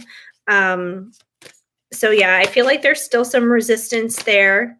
I know you're working on detaching. I get that. Sometimes I feel like when it comes down to detaching, it's not even necessarily something that you work towards. It's just something that happens. It's just something that you do. It's kind of like one day you just wake up and you're like, I just don't care anymore, kind of a thing. And that's not, yeah, it's like you just don't care. Like for example, what's something I don't care about? Okay, like for example, I'm not like a huge sports person, like I really don't care about sports. So there's not really effort inside of me to resist watching a baseball game, for example. I just don't, because I don't even think about it. I don't care. It's not an effort. It's not something that I don't. Hold on tight, spider monkey. And what? Something with my phone. I don't know. Yeah, but it's not something that I go out of my way to think about not doing. I just don't do it. So I feel like detaching is kind of the same in that sense, It's not something that you like think about or try to do. It's just something that you do. You either do it or you don't do it, kind of a thing. We also have the Six of Pentacles. So the Six of Pentacles is kind of about like living that luxurious high life kind of thing, the life of luxury. So I do feel like, good opportunities are out there. You may not have noticed them. They may have kind of like come and gone because of the Four of Cups stubbornness. But I do feel like, with the Six of Pentacles, there is that, opportunity to kind of like not just be with somebody new, but like someone who's going to treat you good, someone who's going to like pamper you and treat you like the queen that you are, pretty much. And what just fell out here? The Three of Wands. We got the Three of Wands that just popped out. I have not seen this one yet in this deck. So yeah, the Three of Wands is kind of about like it's usually about waiting for your ships to come in. So I feel like you're kind of doing that right now. You're just waiting for your ships to come in, basically. You're waiting for someone to like come into your life who's going to sweep you off your feet and make you forget all about Milton and have this amazing, beautiful relationship. And that's a wonderful thing to, wait for and want and desire. But it's not going to work if you're like ignorant in a sense and stubborn and not seeing what is coming your way. So I feel like there is that longing and that there is that desire inside of you for that passionate new beginning in love. That is something that you're on the lookout for, but it's like it kind of missed the ship when it comes in because there's that distraction of Milton, basically. And there's the Nine of Pentacles.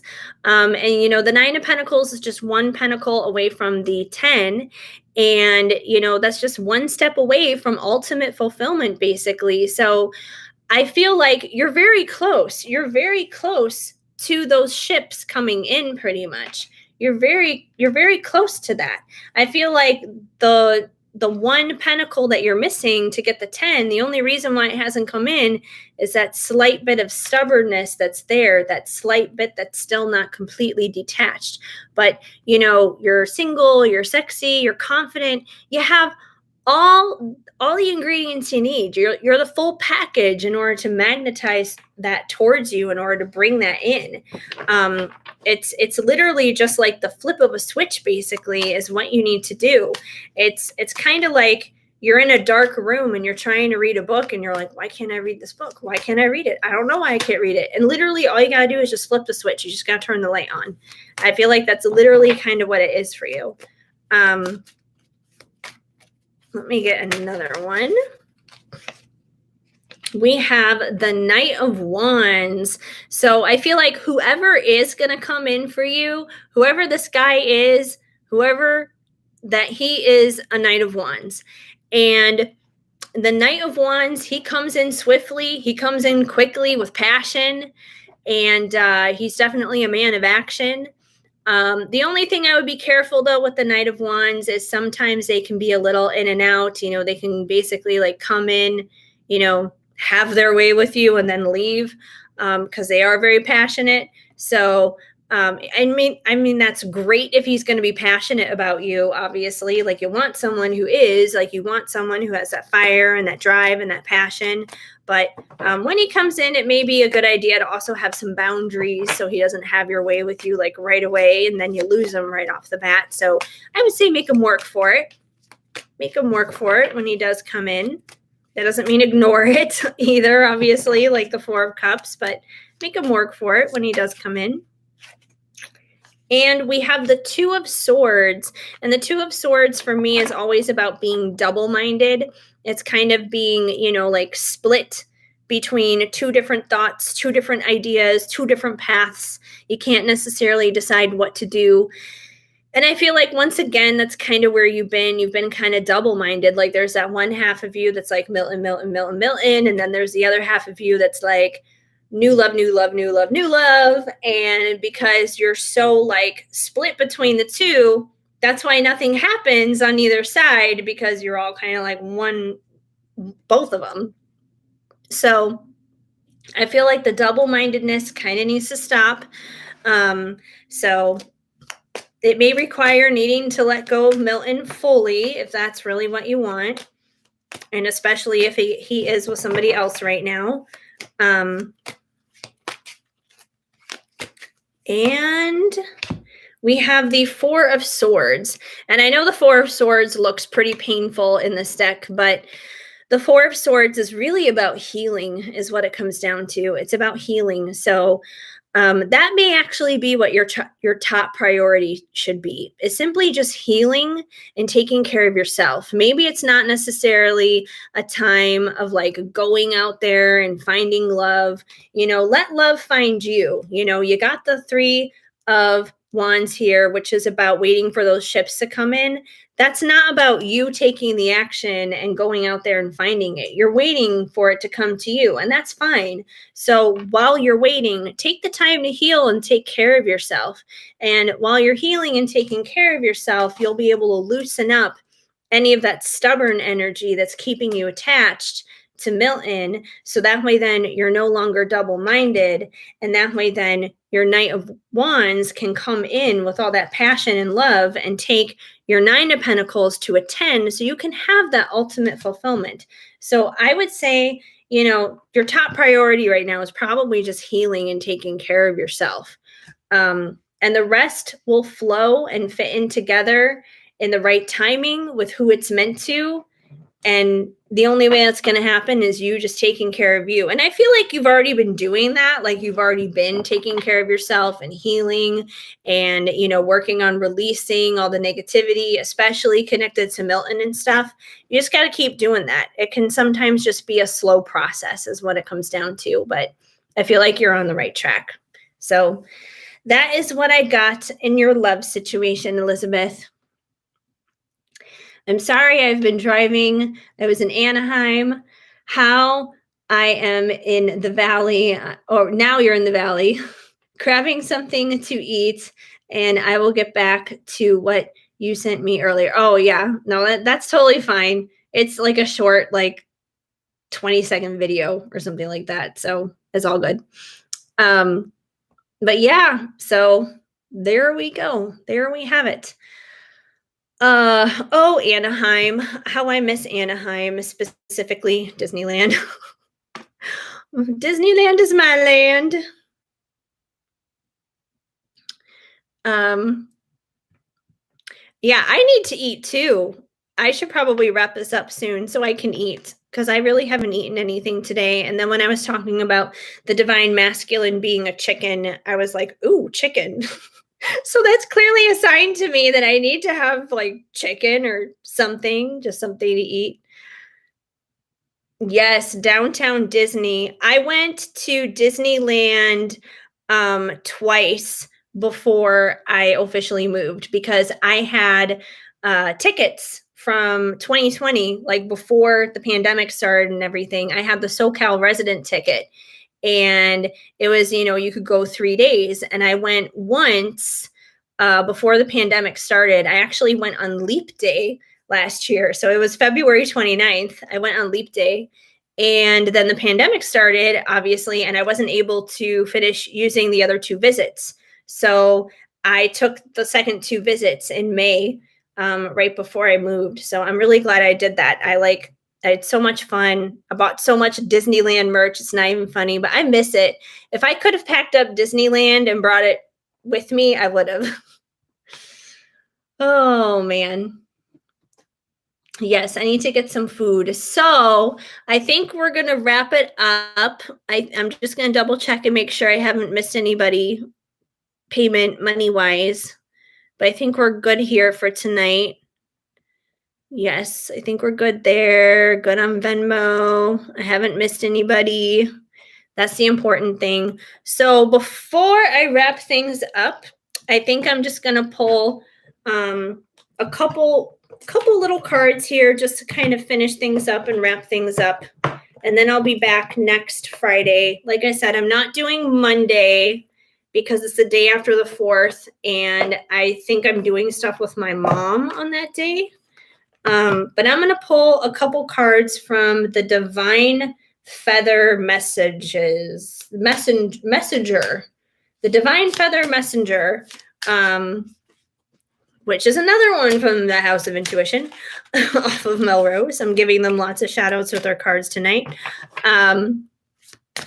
Just as a little final thing for whatever we need to know going into the weekend and the next week.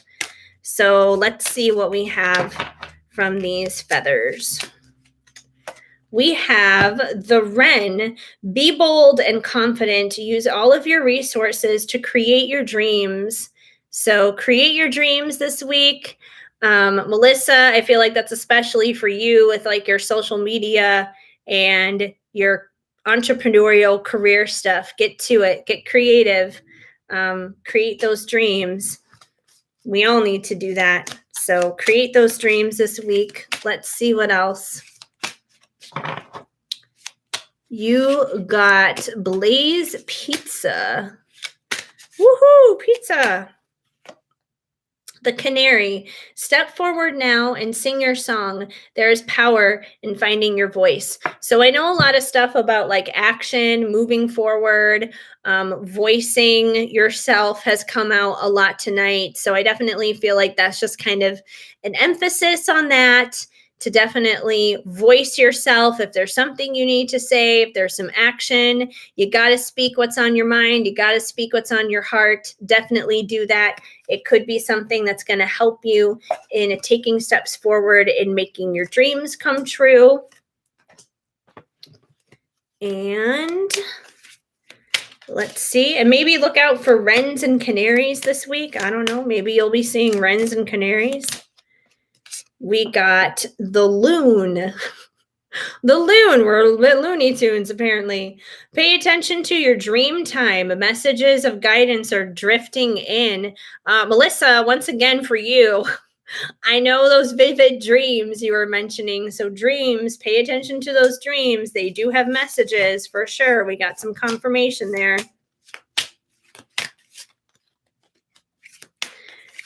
And we got the pheasant. The time is ripe for creation and connection. Focus your attention on these areas. So creation and connection, I feel like once again, that's all tied into making your dreams come true, working on that kind of stuff. Let me pull one last card from our feathered friends here. This one just flipped out. The parrot has something to say. Let go of others' thoughts and opinions. It is time to embrace who you really are. So as you go forward this week in, speaking your truth and making your dreams come true and creating and connecting and all those good things, don't worry about other people's opinions. Don't worry about what other people have to say, even if they don't like it, even if they disagree. That's okay. Agree to disagree with people and just keep being you, keep doing you. And that's the most important thing. So that's what I got for you guys going into this week and this weekend, basically. So I think I'm going to wrap it up here now. We're in 3 hours and 45 minutes. So it's like, an almost 4-hour live. But I'm glad that I was back tonight. And it's been so much fun, so good. So I hope you guys have a fantastic and safe and fun 4th of July. Obviously, I will be back live again next Friday. I think that's the 9th. Just going to double check my calendar. Yes, indeed. That would be Friday, July 9th. That's when I'm going to be live again. That's when I'm going to be back again. Otherwise, I am going to try and get some other just general readings and pick a cards up this week. Tomorrow, I'm actually doing my apartment tour of my new place. So it's going to be kind of like a joint apartment tour is the first half of the video. And then the second half is going to be a general reading. And it's a general reading on basically what is going to be the next big change coming up for you in your life, kind of inspired by the big change that I've recently gone through in my life. So that's going to be up tomorrow. But yeah, so I'm going to check it out on here, you guys. And thank you for coming and the subscribing and the likes and the comments and all that good stuff. It definitely means so much to me. So I will see you guys next week here live and have a happy 4th. I'll see you guys later. Good night.